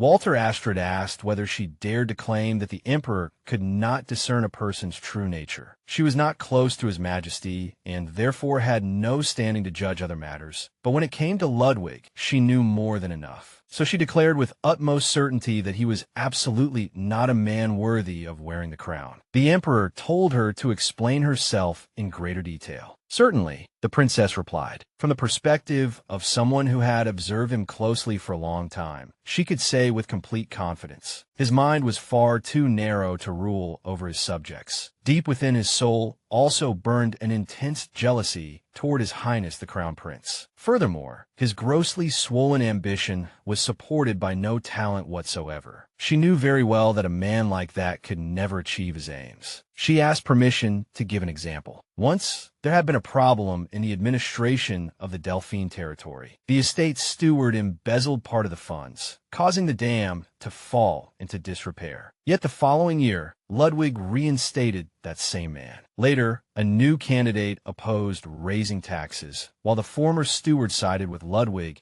and supported a tax increase unconditionally. From the affairs of a mere ducal territory alone, one could already see how he would control the fate of the empire. His Majesty himself surely knew very well where such a ruler would lead the nation. Your observations are indeed not wrong, the Emperor admitted, tapping his fingers against the throne. However, my decision will not change. At those words, Lilia wavered. She cried out in shock and asked if he truly believed that someone who cared nothing for the common good and sought only personal gain was fit to sit on the throne. The Emperor fell into thought. He had to weigh all the risks on both sides. So he answered the girl that even such a ruler would still be better than a madman who might start slaughtering people for no reason. Lilia said that was exactly what truly worried him. He was afraid His Highness would go mad again. In that case, she hurriedly told him he had nothing left to worry about. Nothing to worry about, the Emperor asked in return, waiting for her to explain clearly what she meant. She explained that the Crown Prince's madness had already been cured from the moment they met. On the night before the wedding, the great Altinus had personally appeared in her dream, and that great progenitor of dragons had bestowed his blessing upon her. And he had said that so long as she remained nearby, the descendants of a dragon queen would no longer suffer from the torment of madness. The emperor was intrigued, so he warily asked whether she truly thought he would believe such a story. If what she said was true, would she swear before the sacred relic and in the presence of a priest that every word she had spoken was the truth? As for having received the dragon's blessing, of course that was a lie. It was only something she had improvised on the spot to persuade the emperor. There had been no blessing at all, though she truly did know how to save Arpad from his illness. The emperor repeated his question, but she said she needed no other proof, because Altinus himself had promised to send a sign to prove her words. A sign? The emperor asked, wanting to know what she meant so he could see it with his own eyes. Lilia made only one request. Exactly 1 month and 7 days later, they were to be allowed to hold their wedding banquet in the Hall of Altinus. The emperor was stunned. This hall, named after the great dragon, was the most solemn and important place in the empire. To ask for a wedding banquet to be held there was unprecedented, even for the crown prince. And that was precisely why they had to hold it there, because it would symbolize the emperor's formal recognition of their union and give this marriage the weight it needed. Then the emperor told the princess to come a little closer. Lilia had not expected that, and she worried that he had already seen through her. But the instant she approached, it was as if a dome descended over them. In the blink of an eye, a transparent barrier appeared around them. Then the emperor told her to speak the truth inside it, because no one outside would be able to hear what she said. So she had to tell him everything without concealing anything. Why was she doing this? Was someone threatening her, forcing her to say these things? No, Lilia answered. She had no hidden agenda. She was only carrying out the will of the great dragon. The emperor asked whether she thought he would believe such words. It was plain from his expression that he did not believe her, and that was only natural. It was indeed hard for him to accept such a bold proposal at once. But as she looked at his face, she realized something. Though his eyes were full of anxiety and suspicion, there was still a faint glimmer of hope hidden in them. The emperor bore Arpad no hostility at all. None whatsoever. He simply did not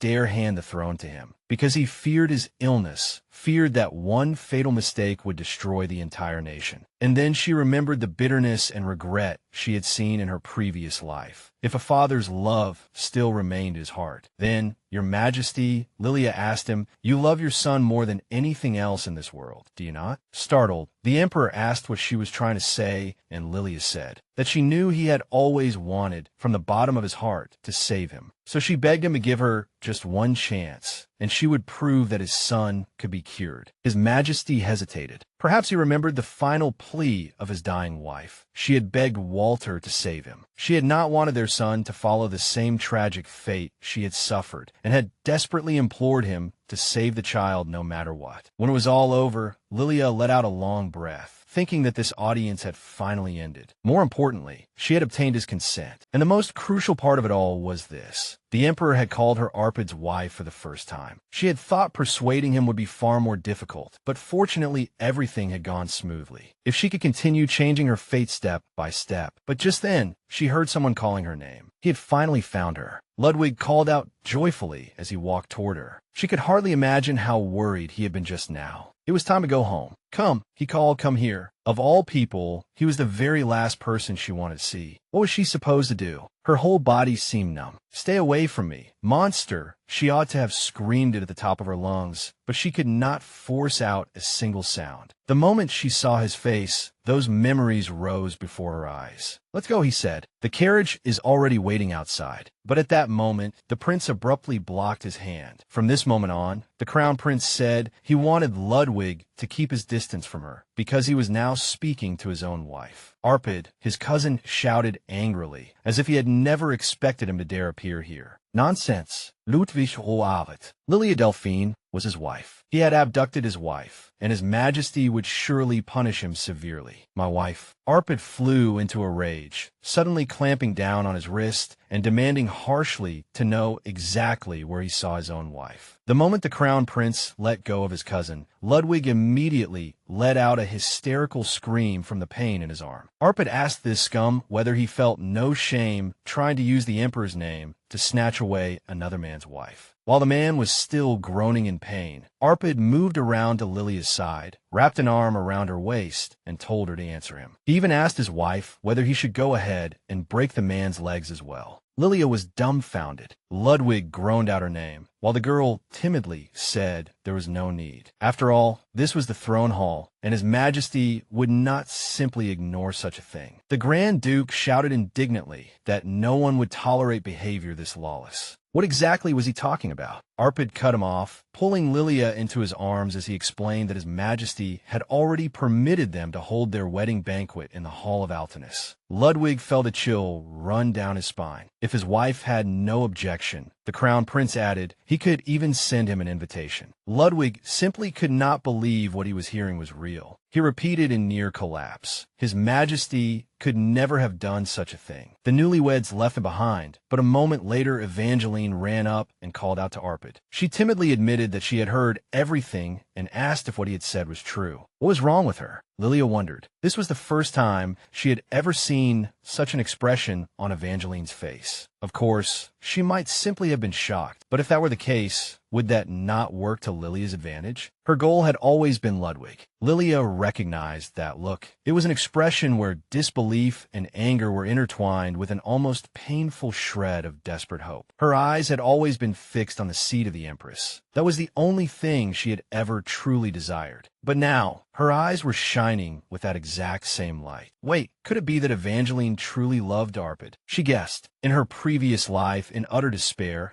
she had once asked her why she had done it, and the other woman had replied, "Is it a crime to love someone?" She had walked up to her with a look of complete superiority and said that she truly loved him, so all she could do was ask for forgiveness. But the tone in which she spoke those words back then sounded completely different from now. At that time, she had looked as though she had finally gotten the toy she wanted. But if her feelings for Arpad were genuine, and if taking everything from her before had not been done out of love, then why had she ended up becoming a sacrifice again and again? Yes, Miss Ruth, Lilia said, fortunately His Majesty blessed them and even allowed them to hold a banquet in the Hall of Altiness. He must have acknowledged their sincere love. She said this with the utmost satisfaction, cheerfully wrapping herself around her husband and declaring how happy she was and how delighted she was to be able to share this good news with her first. Impossible, Eva murmured. After that, the Crown Prince excused himself and said they should leave. As for formally introducing the bride to the court, that could wait until later. It seemed he had deliberately emphasized that his wife was a little tired. It was enough to drive her mad. Lilia asked whether his hand hurt, and after he said it did not, he asked why she was suddenly asking. It was only because from the moment he entered the palace, he had kept her in his arms the whole time, so she could not help beginning to worry. Hearing that everything was fine, she was finally relieved. She thanked him for everything he had done today, including what had happened with Ludwig, though that man had only been a nuisance to him anyway. She could not help wondering whether Arpad knew about Evangeline's feelings for him. But judging by the way he had just cooperated with her little performance, it seemed as though he did not care about her at all. Lilia began to wonder what Evangeline really was to Arpad. Was she merely his half-sister? But immediately after that, the Crown Prince stopped and said that if she had no more questions, then it was his turn to ask. And the first thing he asked was whether she had truly received Altinus's blessing. That had not been part of her conditions. Lilia immediately grew tense. She had only improvised during the audience, so how was she supposed to explain it away now? Could it be that what she had said before in the catacombs, that he would become emperor, was connected to this as well? So he began to wonder what kind of power this so-called blessing actually possessed. Before things could spiral completely out of control, she blurted out that of course she had lied to him. How could the great Altinus ever bless someone like her? He had thought as much. Those lies had come out of her mouth far too naturally. But in the end, had everything not turned out for the best? Lilia asked in return. From now on, she would have to be much more careful with her words. They had already secured the hall for the celebration. She could not let everything be ruined because of one careless slip of the tongue. Still, her words were not entirely empty. She really did know a way to free him from his madness. So was that the reason he had accepted her proposal? The girl asked. Arpad admitted that she had guessed correctly, but they could talk about that matter later. As for now, there was something he had long wanted to ask. His hand landed on the bed as he leaned down over his wife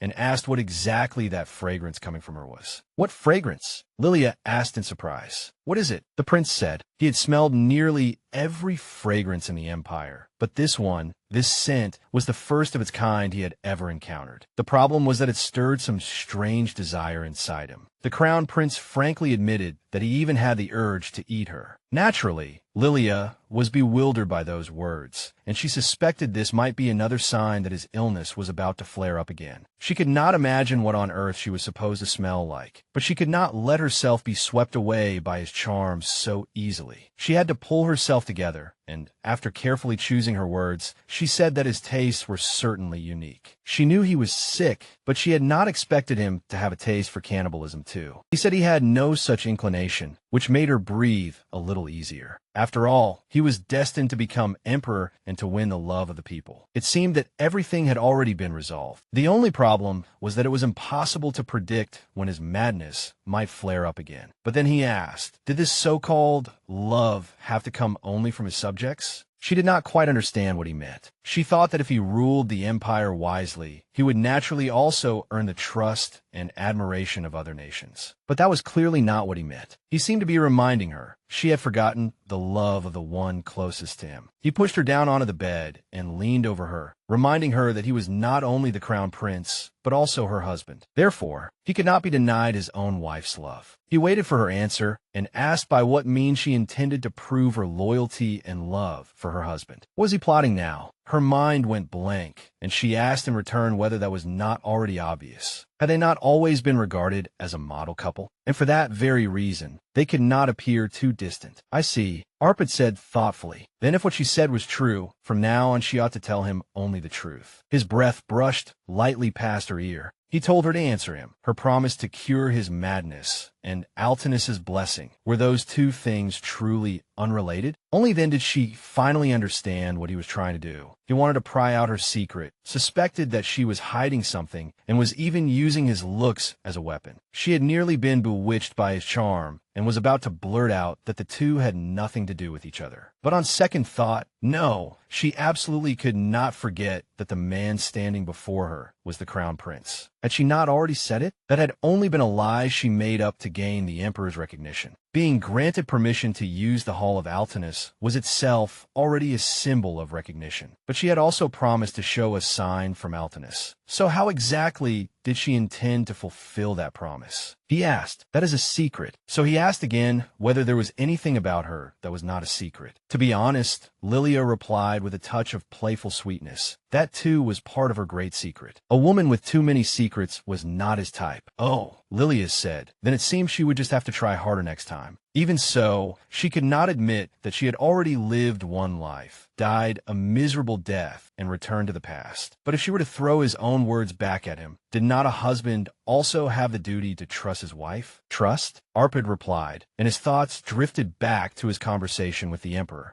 Back then, the father asked his son whether he truly believed that girl's words that much, enough to commit the mad act of abducting a bride. In truth, even he himself was not entirely certain, and that only made his father angrier. He roared that his son had done something so absurd without even truly understanding her. Arpad recalled the things she had said. They had sounded utterly ridiculous. She had no argument strong enough to convince others and no evidence. Yet he still explained to his father that he had a feeling. As long as she stayed by his side, he would not meet the same end as his mother. That finally made the emperor soften his tone and listen seriously to what his son had to say. So Arpad said that precisely because he understood how dangerous it was, he had still decided to gamble on it. A few days later, in the queen's palace, people were discussing Miss Delphine. She was far more capable than anyone had imagined, securing the right to use the hall the moment she arrived. Perhaps the key point was that, in the end, His Majesty still favored his own flesh and blood. So they asked what the Countess thought of it. Viscountess Edith Fillern had remained silent from the beginning, and only now did she finally answer that she did not really know. She had not thought seriously about it. She knew that even here, the noble women were divided into two camps, those who supported the crown prince and those who supported the Grand Duke. So if she said one wrong thing, she would only ruin everything. She decided to test the waters first and said that she felt the emperor had already acknowledged Miss Delphine. Perhaps they ought not continue calling her merely Miss Delphine. But just then, Miss Ruth appeared and asked the Viscountess that if that was the case, what exactly should they call her instead? Her mother was unwell today, so she was receiving the ladies in her place. Their presence in her palace was an honor to them. However, Evangeline first asked her to answer the question from before. What should they call Miss Delphine to be most appropriate? Edith uneasily suggested that since she had married the Crown Prince, perhaps she ought to be called the Crown Princess. How disgraceful, the girl cried out. Were they really prepared to acknowledge her as the Crown Princess just like that? When this marriage had been formed in such a shameful manner, she felt so terribly sorry for poor brother Ludwig. Edith anxiously explained that she had not meant it that way at all. Absolutely not. My lady, one of her friends said indignantly. Does she really dare call her that in front of the Grand Duke? The bride has been stolen away. How much more pain does she intend to make His Highness suffer? Besides, the Emperor has not yet formally and publicly expressed his approval. Exactly, another of Evangeline's friends chimed in. Allowing a banquet to be held in the Hall of Altinus was one matter, but recognizing the legitimacy of this marriage was another. Looking on the verge of tears, Evangeline said that her mother had always disliked people who knew only how to fawn over power. Edith hurriedly said that she had only wanted to know what form of address would be appropriate and begged her not to be so angry. It was just a misunderstanding. She absolutely had not meant it that way. The girl frantically defended herself. Miss Ruth's maids had already received their orders. Edith hurriedly called after the young lady, begging forgiveness and pleading for a chance to explain everything personally to the Queen. Evangeline, however, asked the ladies to forgive this rude disturbance, though she did seem somewhat calmer now. How is His Highness Grand Duke Ludwig? One lady asked. Is he in great pain? She said that her brother had been deeply wounded in his heart, and her mother was also terribly worried about him, which made everyone very sad. Therefore, they would likely find it difficult to attend the celebration in the Hall of Altinus. The lady raised her brows in surprise, saying that what she meant by those words was, surely, that no one ought to meddle in a matter the Queen herself was unwilling to involve herself in.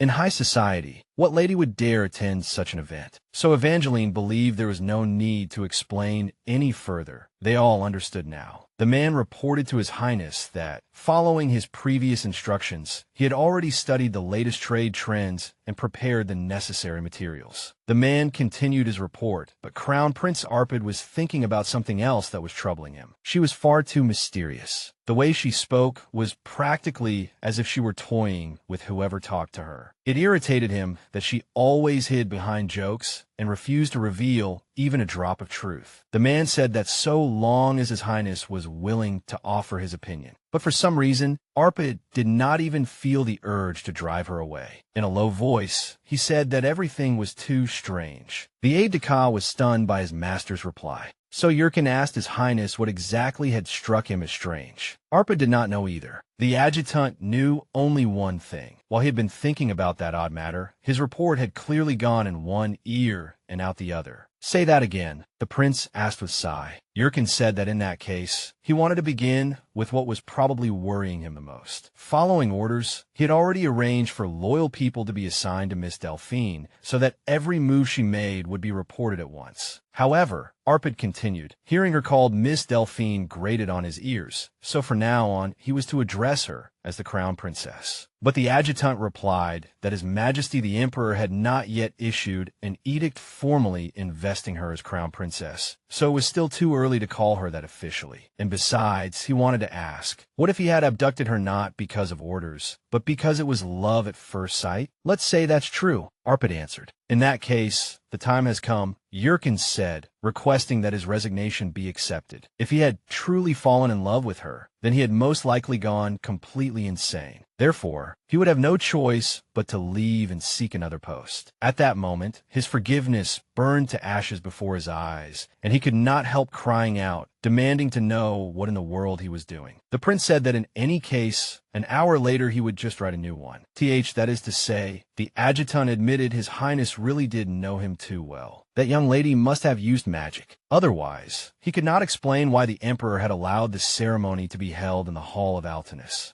Arpad did not know either. Whatever they had discussed beneath the barrier. Afterward, the Emperor had agreed. It sounded almost as if she had hypnotized the Emperor. A very interesting thought, Arpad said, though he did not entirely rule out the possibility. Well then, said Yurkin, I shall serve her loyally and watch in secret, believing that one day we will understand everything. So the prince asked whether he intended to keep calling her Miss Delphine. He could also call her the mistress of the ivory chamber. Would that be better? The prince's adjutant asked. Arpad answered that he could call her whatever he liked, whatever was most convenient. There, Lady Filern, the young girl encouraged her, asking her to calm down first. Edith, she cried, saying she had repeatedly insisted that she had not meant it, and now she did not know what to do. Lilia said the queen would surely forgive her, and the woman Viscount truly hoped so too. She thanked the young lady for being willing to listen to her troubles despite being so busy, and for comforting her as well. Lilia had happened to run into this weeping woman, and she had never imagined that it would be Viscountess Filern, the woman who had betrayed her in her previous life. In every one of her past lives, this woman had always trembled in fear of Evangeline's wrath. Once Lilia supported her, she proposed that they become friends. But in the end, it had only been a trap. In truth, she had merely been Evangeline's spy, and the quarrels between them had been nothing more than an act. After winning her trust, she had begun leaking every detail about her to Evangeline. Even if these were tears of gratitude, they were exactly the same as the princess had thought back then. Edith Filern was nothing more than an actress from a rundown theater who had once betrayed her. Still, it did seem that in this life, Evangeline had indeed hurt her deeply. Perhaps Lilia asked whether she would like to become her friend, intending in this life to repay everything to her in full. Besides, she had no friends at all by her side, so she would be happy to be friends with her. Miss Edith, she cried in surprise. She was overjoyed. As the saying went,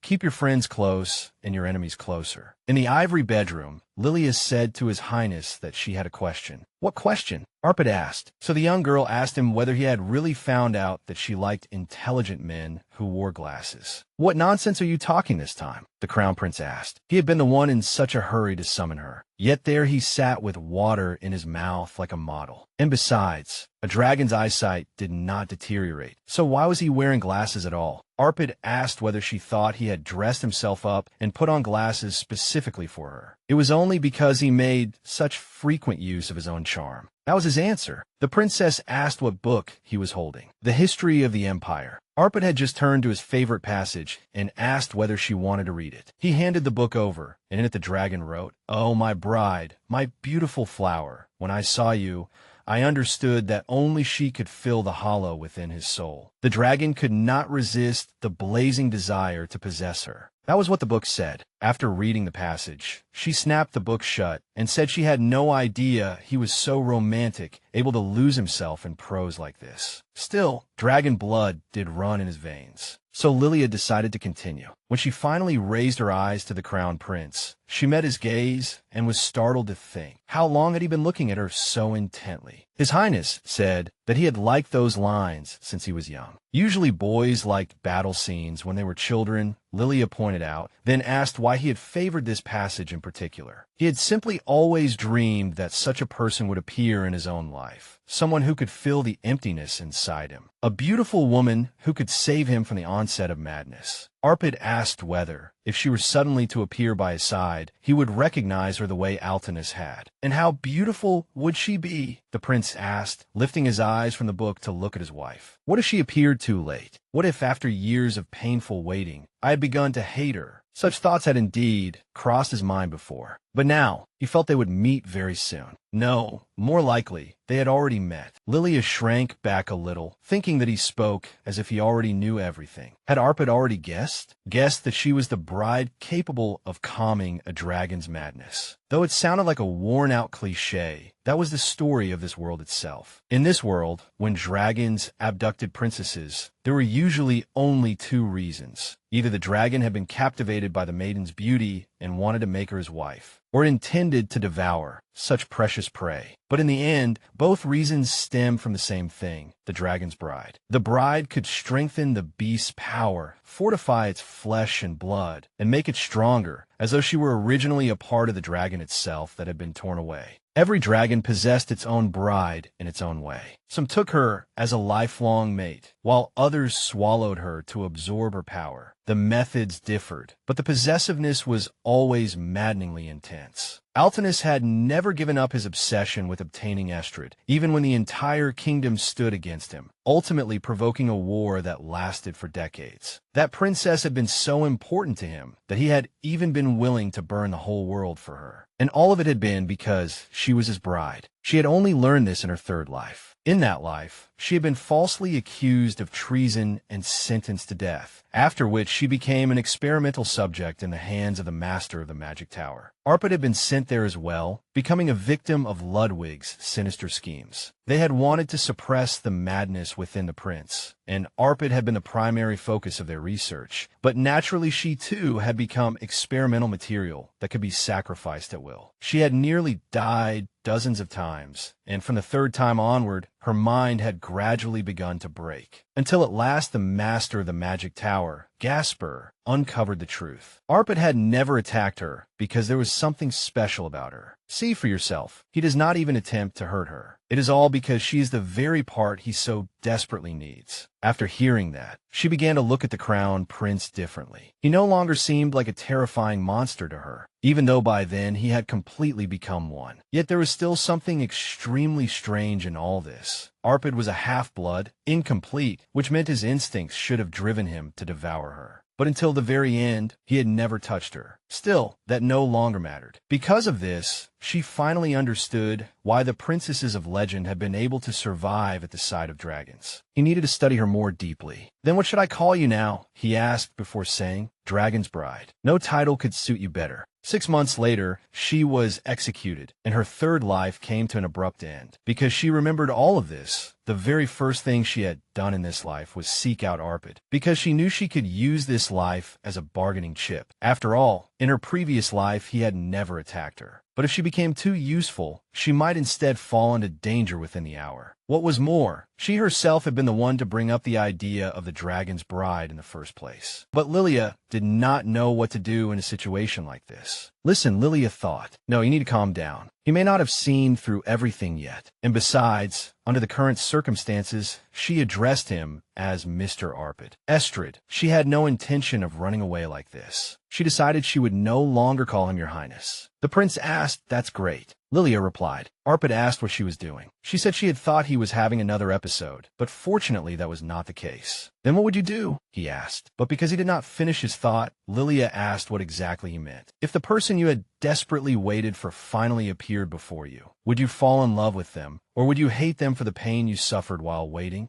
Lilia answered that this was not something she could decide. Only he himself had the right to decide what feelings he would hold toward such a person. Arpad seemed a little surprised, but she, his wife, continued, saying that on the contrary, she was very curious what choice he would ultimately make. "As always, you skillfully avoided giving an answer," Arpad remarked. Lilia said she simply had not answered yet. Even so, she asked the prince to tell her what he would do. Fortunately, it seemed Arpad had not realized that she was that person. But the fact that he would ask her such a question in itself showed how desperately he longed to meet that person. Arpad said that in this matter, he thought he would hate them, because if he fell in love with someone at first sight, he would lose control over his own heart. If someone took away his control over his own feelings, then he would hate that person. "I see. That's good," Lilia said with a tense smile. Since she was not that person, he would not hate her, right? Lilia asked. Arpad, who had already guessed everything, pinned her in place with his gaze. Then after a moment of silence said, "Yes, you are absolutely right." The next morning arrived, and in the end she had not slept a wink all night. With him staring at her like that, how could she possibly sleep? Even after dawn, the maids were still gossiping that His Highness looked rather exhausted. What a passionate couple they were. Fortunately, they had completely misunderstood. But there were more important matters now. She told Asha that the Crown Prince had instructed her to use her to inquire about news from the estate. She asked whether there was any news of Annie and Sir Beltane. Asha replied that there was, and requested permission to report. They said that as for the maid Annie, there was no need to worry. The mansion was in such chaos now that no one would pay attention to an ordinary maid. But Grand Duke Ludwig was currently at the estate, and he had already ordered Sir Beltane to be thrown into prison. Lilia could hardly believe that her loyal knight had been locked up in such a dreadful place. They had to be brought out before something irreversible happened. She ordered that someone be sent to the estate at once in her name to deliver the message that Annie and Sir Beltane were to be brought here. The Crown Princess's maid asked apologetically whether this matter had received His Highness's personal permission. After a moment of silence, Lilia asked the girl whom exactly she was serving. The girl shuddered all over and hesitantly said that His Highness had instructed her to obey her. So she was the Crown Prince's person. The princess came to that conclusion. Then she ordered the girl to return to her master's side. She did not need to ask His Highness for approval every time she handled matters within her own house, nor was she interested in arguing with servants. However, if she was obstructed even in such a small matter, then she would be unable to accomplish anything. So she ordered others to carry out the command. And besides, she now had an even more important matter to deal with. There was only 1 month left until the celebration in the Hall of Altinus. The Queen and Evangeline had essentially already declared open war. Anyone who attended her reception would be expelled from high society. Therefore, she had to gather her allies as quickly as possible and crush those two. Lilia told Edith that she did not know what to do because she did not have even a single close friend. Edith sympathized with her deeply and swore that she would do everything in her power to help. She truly was her only real friend. Lilia thought that if a fallen noblewoman like this Viscountess were sent out to humbly beg people to attend, then the dignity of the event would collapse completely. That would suit them perfectly, because then they could make her into a laughingstock. But if Philern reported this matter to Evangeline, then part of her plan would already have succeeded. So she asked her to distribute the invitations to as many people as possible. By the way, Edith asked, was this the Crown Princess's personal seal? Had His Majesty, the Emperor, permitted her to use it? No, she answered. Their marriage had not yet been formally recognized, so she still could not use that. But the Crown Prince had allowed it. By the way, she also had a few ideas and asked whether the Viscountess would be willing to listen to them first and then tell her how they felt. Philern was naturally delighted to do so. Later, a letter was delivered to Delphine's estate, meaning she had used the seal without permission. After Evangeline heard of it, the girl said she claimed that the Crown Prince had permitted her to use it. So what? Lady Ruth cried. Only His Majesty the Emperor has the authority to permit others to use the royal seal, the lady agreed. Was she so afraid that the hall would be empty in a month that she had grown desperate enough to do something so recklessly foolish? And by reckless, what exactly do you mean? Evangeline asked. They said she planned to spread rumors saying that His Majesty the Emperor himself would attend the reception. Is that idiot serious? Is she planning to spread false information? Ruth asked. Yes, the lady said. She is trying every possible means to trick people into going. Whispers were already spreading through society that whoever attended that reception would find the doors of every other estate forever closed to them afterward. It seemed she really had reached a dead end. At least she had tried to struggle a little, Evangeline thought. But soon, she herself would end up no more valuable than this worthless scrap of paper. As the day of Arpad and Lilia's reception drew closer, the mockery and vicious rumors about Lilia in high society grew more and more numerous. Then Lilia learned from Edith that Marchioness Annabelle had suddenly decided to hold a ball on that very same day. Even worse, the girl said she had been granted the great honor of holding the celebration in the second largest hall of the Queen's palace. It was simply unimaginable. If this continued, their reception would become a complete joke. Edith begged Her Highness not to worry, promising that she would work even harder to distribute the invitations, and told her to leave it to her. In a trembling voice, Lilia thanked the Viscountess. After letting Edith believe that everything was proceeding exactly according to their plan, the two girls parted. A foolish woman who had driven herself into a corner with her own hands and could only shed helpless tears in the end. That was how Eva and the Queen were thinking of her now. Now, the bait she had cast was working even better than expected, making this game larger than before.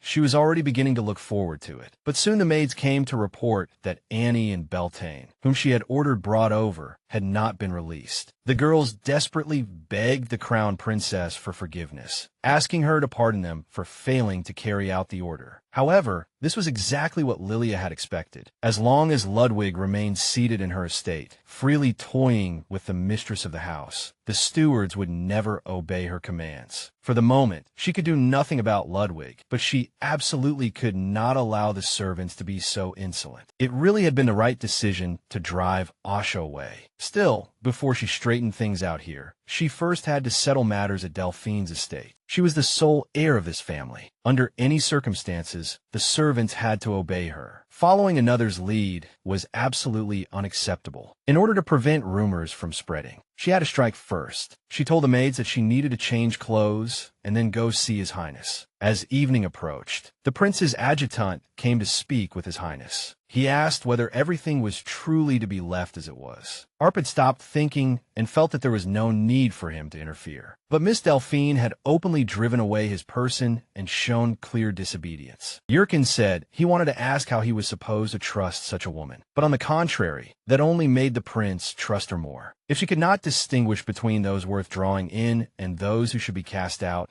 then she was unfit to be crown princess, much less empress. The prince's adjutant was just about to say something more when there came a knock at the study door. "Your Highness," Lilia called as she entered. Unexpectedly, the young lady had come to visit so suddenly at such a late hour. After receiving a reply from the Delphine family estate, she had undoubtedly come with a request, hoping His Highness would handle the matter for her. Yurkin thought to himself that if she started throwing herself at the prince now, he would resign on the spot. But Lilia said she had come to ask something of him. She had come to remind him that tonight he would have to sleep alone. That was hardly good news for him. Arpad asked what had happened, and the lady replied that she needed to return to her family home for a while. Her family home? The prince asked. Did she mean the Delphine manor? Yes, she confirmed with a sorrowful nod. She needed to put those servants in order. The adjutant was already stunned that his expectations regarding the crown princess had come to nothing. But what shocked him even more was that after saying this, she leaned close to His Highness's ear as if she had almost forgotten something. She asked her husband to rest well tonight, even without her. Then with a shy smile, asked whether he understood what she meant. The moment she finished speaking, she let out a bashful yet playful cry, saying she had to go now and asking him to let her leave. The intimacy between them was exactly like that of a pair of lovers deeply in love. Yurkin was utterly stunned. Could it be that His Highness had truly fallen in love with her at first sight and abducted her for that reason? He could not help thinking so. But then His Highness stood up and put on his coat, so the adjutant asked where he was going. Crown Prince Arpad shot back, asking whether he was obligated to report every step of his movements to him. Of course not. The adjutant hurriedly apologized for his rudeness, though inwardly he wondered whether His Highness was really following that lady. If so, did that not mean this truly was a marriage born of love? Late that night, the two met again, and the crown princess made a very sudden request. Lilia thanked him for so readily accepting her commission. Gerald, the king of mercenaries. That magic tool in the form of a mask, the one that could conceal a person's appearance, suited him perfectly, she said. Arpad, however, felt a little disappointed in her. Heavens, only someone who had expectations could feel disappointment. It seemed he had originally placed quite high hopes on her. Lilia let out a soft laugh. Was he really that disappointed? She asked, just because she had requested help handling family affairs. The crown prince then muttered under his breath that she clearly understood everything herself. How could she not understand? The girl replied. This was not the first time he had tested her. Arpad must have been watching her closely the entire time, trying to determine whether she was worth the price he had paid for that first commission. So his disappointment was understandable. But she could not simply leave things as they were. As for his saying he was disappointed in her, this was how she would answer. There was no need to be disappointed so soon. Why? Arpad asked, because she answered she was not asking Crown Prince Arpad for help. Standing before her now was Gerald, the king of mercenaries. She was merely hiring a mercenary. So what reason did the crown prince have to be disappointed? She was only playing with words. A little embarrassed, Lilia said he should know perfectly well how important it was to fight for a proper justification. Besides, neither the king of mercenaries nor the Black Squadron had been very active lately. After being idle for so long, it must have been uncomfortable for him as well. So she proposed they join forces to solve the trouble before them. By tomorrow, this whole area would most likely be in uproar. Without even having to act personally, Crown Prince Arpad would be able to bring down his political enemy. On top of that, Gerald, the king of mercenaries, would gain a heroic tale, how he forced an imperial prince of the blood to his knees. She was practically placing victory on a silver platter before him. Whether he accepted it or not was entirely his choice. The butler called out to the Grand Duke, begging him to come to his senses, but Ludwig ordered them to let him go. He grabbed the butler and demanded to know whether he too saw him as the kind of pathetic fool whose wife had been stolen away. Was that it? She looked down on him in secret too, did she not? The butler replied that such a thing was absolutely not true, asking how he could even think that. He urged his master not to go throwing punches at the Grand Duke, but before long he himself fell to the floor. The man could barely speak anymore. He was utterly exhausting to deal with. He had even ignored the young lady's words and followed his master's orders instead. Upon hearing Lilia's instructions, he sneered and said not to joke around. If she truly wanted to take them away, then let her come in person. He also asked the butler whether he planned to take Lilia's side as well. He had probably heard, too, that her banquet was unlikely to succeed. Even if he wanted to switch allegiance now, it would change nothing. After all, the fate of House Delphine rested entirely on Lilia alone. He told him to remember one thing. Neither she nor the queen would ever accept someone who had betrayed them even once. After the sudden death of the former duke,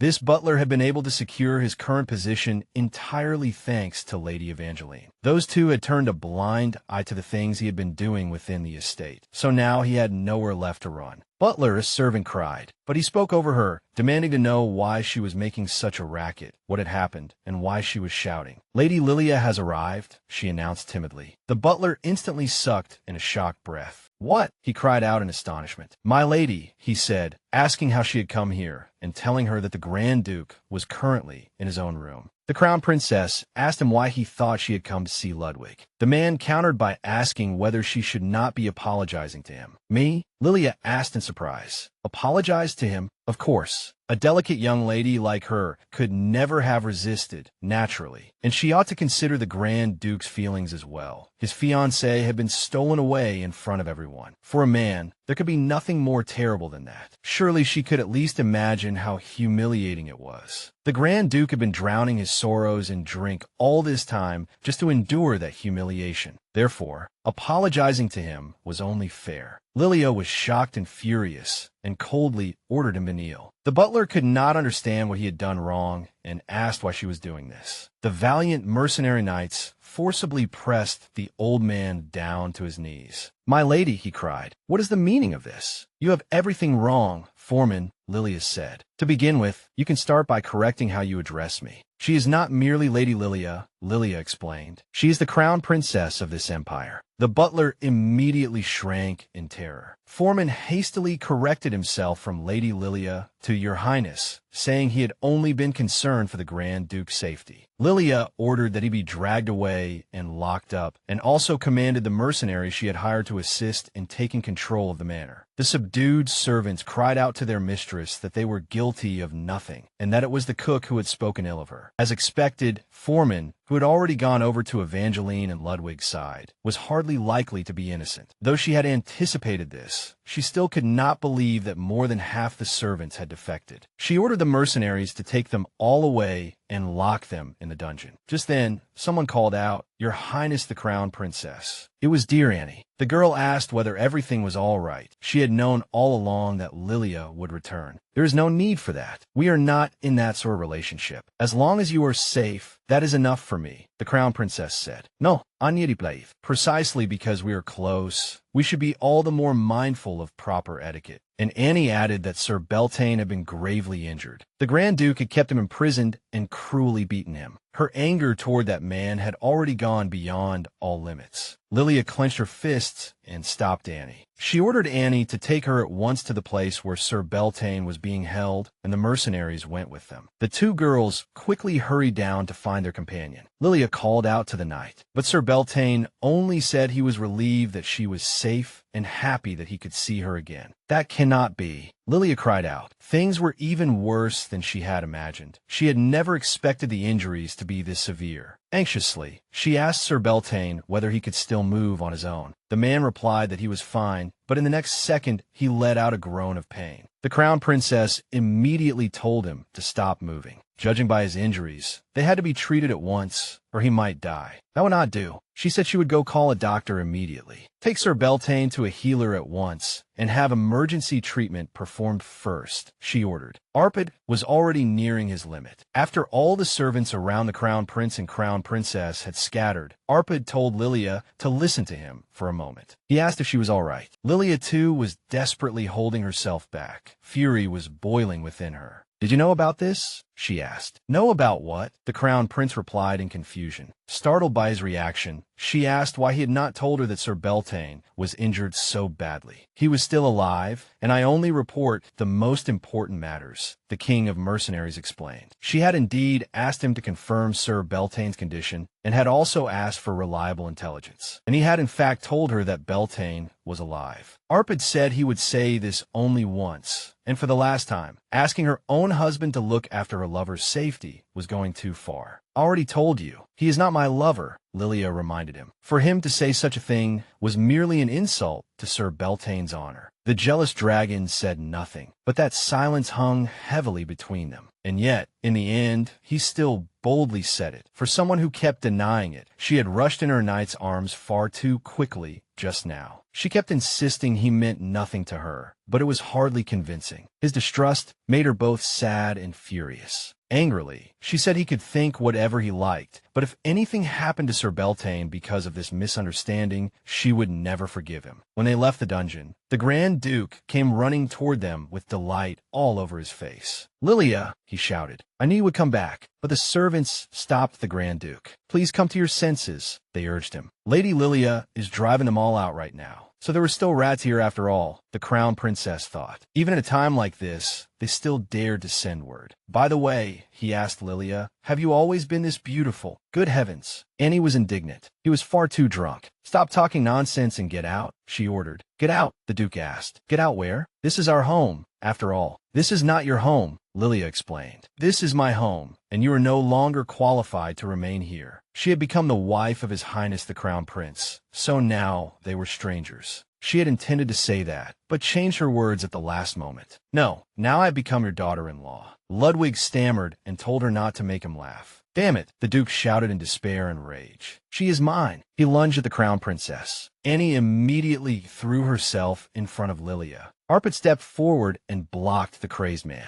Ludwig cried out in shock and fury. "Who the hell is this bastard?" he demanded, ordering him to let go. "Get out," the Duke roared. "Lilia is my woman. She belongs to me." It irritated Arpad beyond measure. He was considering whether he ought to dispose of him on the spot in the name of protecting his wife's honor, or at the very least tear out that filthy tongue. How dare he claim ownership over what belonged to him? But just then, Lilia called out Gerald, snapping back to himself. He answered that he awaited her orders, and the girl commanded him to let Ludwig go. "Go deal with the others." The servants immediately exploded, shouting how dare he lay hands on the Grand Duke, calling him a rogue, and telling him to release him at once. Faced with such extreme insolence, Arpad's irritation reached its peak. Rage consumed him, and he began to carry out the order. Those people screamed, groaned, and begged for mercy under the assault of sudden agony, crying, "Spare us! Spare us!" Only then did Arpad come to his senses and realize that for a moment just now he had lost control. For some reason, whenever this woman was nearby, everything went out of control. Then the remaining conscious servant screamed that the Grand Duke had fainted. He must have been terribly frightened. Lilia sighed and said that since their guest had fallen asleep from exhaustion, it was time to prepare a carriage. She ordered the mercenaries to escort his grace back so that he might return safely. But a servant cried out that she was going too far. How could she be so cruel when their lord had treated her so well? The Crown Princess declared that she had already exchanged marriage vows with the Crown Prince before the gods, so there was now no relationship whatsoever between her and Ludwig. Even though this was her own home, he still acted like its rightful master. Was that not absurd? What was more, because of him, she had not even been able to take away her own people, and yet he still dared to call that disrespect on her part. She asked Gerald what punishment was due for insulting a member of the imperial family. The crown prince replied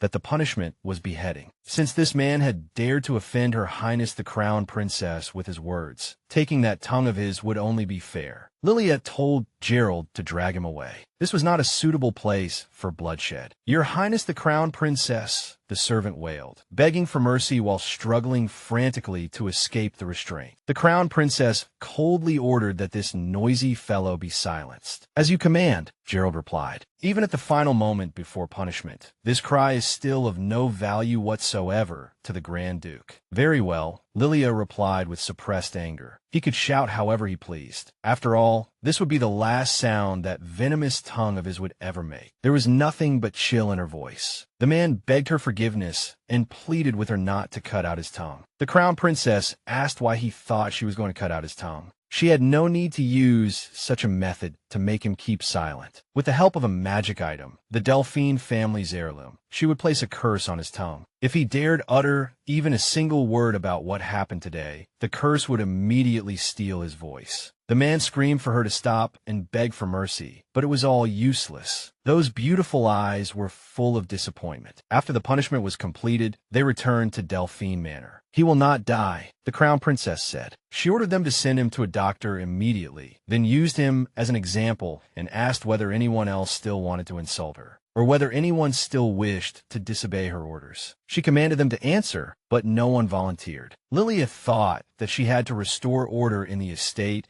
as quickly as possible and completely eliminate the remnants of Ludwig and Evangeline supporters. News of this matter was bound to spread, so she had to resolve it in the swiftest and most decisive manner possible, so that her name would carry even greater weight. Anyone who knew of those who had committed crimes against House Delphine for the Grand Duke's benefit had to report their names to her. At the same time, they were to submit written statements describing the specific circumstances. Anyone who provided valuable information could expect her forgiveness. Since she had personally shown herself at such a critical moment, there naturally ought to be a corresponding reward. Tonight, she had to complete all the preparations. A few hours later, Lilia said that now he could mock her all he wanted. Arpad asked why he would mock her. Isn't it obvious? She said, telling him to look at this mountain of testimony. The situation had grown so bad that only a fool would not reach for the family treasury. Everything had deteriorated to this point because she had failed to properly manage the internal affairs of her own house. So if he wanted to laugh at her, she could understand it. But the Crown Prince answered, to Lilia's surprise, that he had no desire to mock her at all. The girl replied bluntly that this truly was unexpected. In any case, she had already given those people a chance, and from now on she would no longer tolerate any ridicule or sneering over this matter. By the way, Arpad suddenly said that there was something he wanted to ask her. That item she had used against Ludwig's servant, could it really place a curse? Could it really cast a curse? And with such specific conditions attached. Amazing. To that, Lilia replied, of course. Then, cheerfully, she admitted that it had all been a complete and utter lie. It was only a little trinket that flashed different colors when someone spoke and fluttered its wings. She had merely chosen the red setting on purpose to frighten them more. You truly are an unpredictable woman, Arpad said. Even so, Lilia confessed that the thing was incomparably precious to her, because it was the last gift her mother had given her before she died. She had actually used her mother's keepsake to threaten other people. She assumed he must now be utterly disappointed in her. Not at all, the Crown Prince replied. On the contrary, he said he admired her. Lilia's eyes instantly lit up. The way she had boldly faced the Emperor while wearing his mother's keepsake around her neck had been equally astonishing. The Crown Princess quickly remembered that he was referring to the time they had gone together to seek an audience with His Majesty. Arpad believed her mother would only have been pleased by it. Lilia asked in surprise. Whatever his purpose was, the prince said with approval that as long as she could be of use to herself, he would be pleased. To be honest, it was complete sophistry. Her mother had long since died, and she herself had no idea what she really wanted. But for some reason, those foolish words brought her immense comfort and left her heart feeling warm. The prince said that since she even dared to blackmail him, he ought to squeeze the very last copper coin out of her. Only then would he not feel upset about being blackmailed in a marriage by her. The next day, the Grand Duke returned to his residence with a splitting headache. Looking around, unable to recognize the furnishings, he asked where he was. The man replied, "At your Grace's residence." At my residence? Ludwig asked blankly. He had clearly been at House Delphine Manor. What had happened on the stairs came crashing back like a hard slap to the face, enough to sober anyone instantly. Evangeline, he asked in shock, then immediately grew irritated. What in the world is going on here? I'm asking you, Evangeline. In the sharpness of his anger,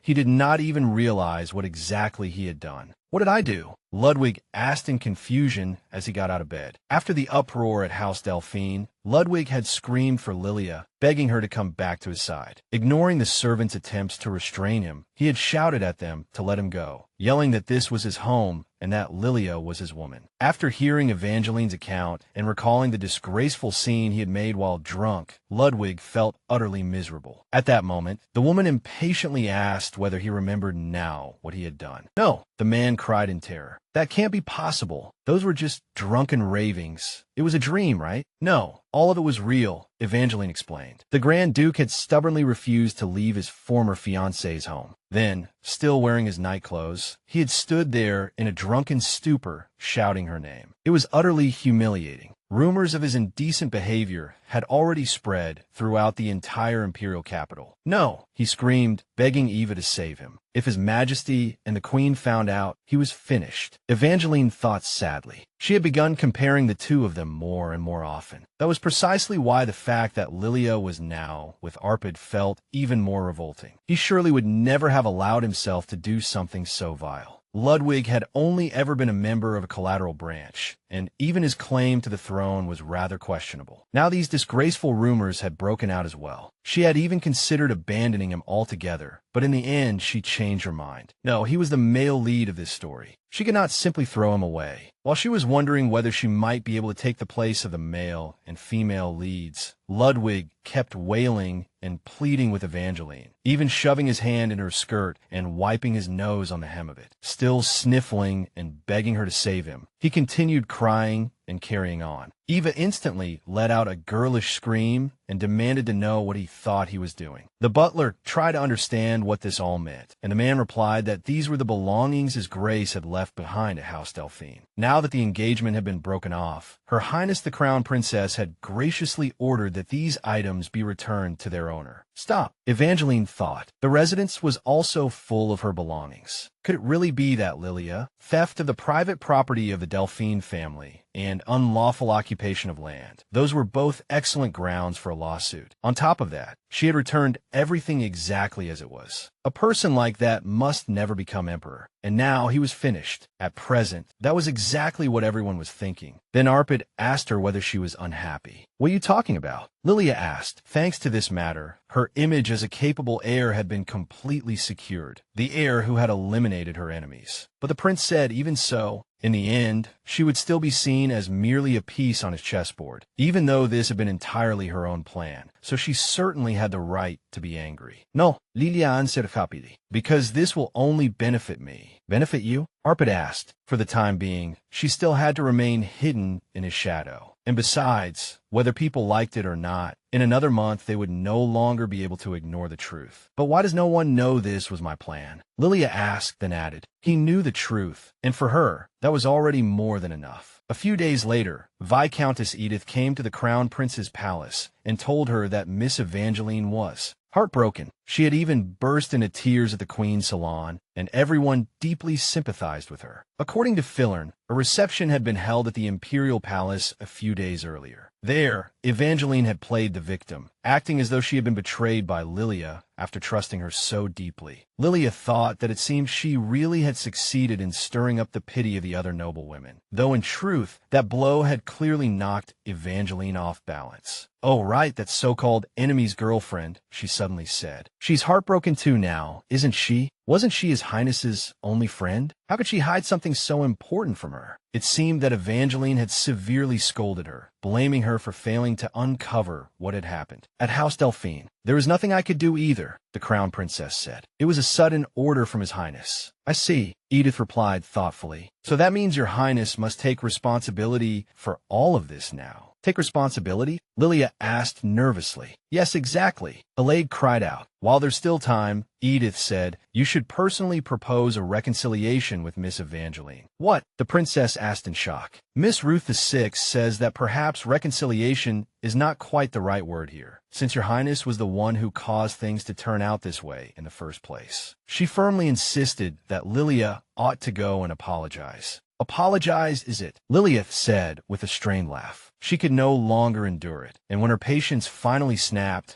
she did not think for even a second before splashing water straight into the Viscountess's face. The Viscountess cried out in shock and aggrievedly asked how she could do such a thing. Oh dear, how terribly rude of me, the Crown Princess replied with an innocent smile, feigning complete blamelessness. I was simply so startled by such utterly absurd words that my hand slipped. Her face was the picture of innocence, but her words were dripping with passive aggression.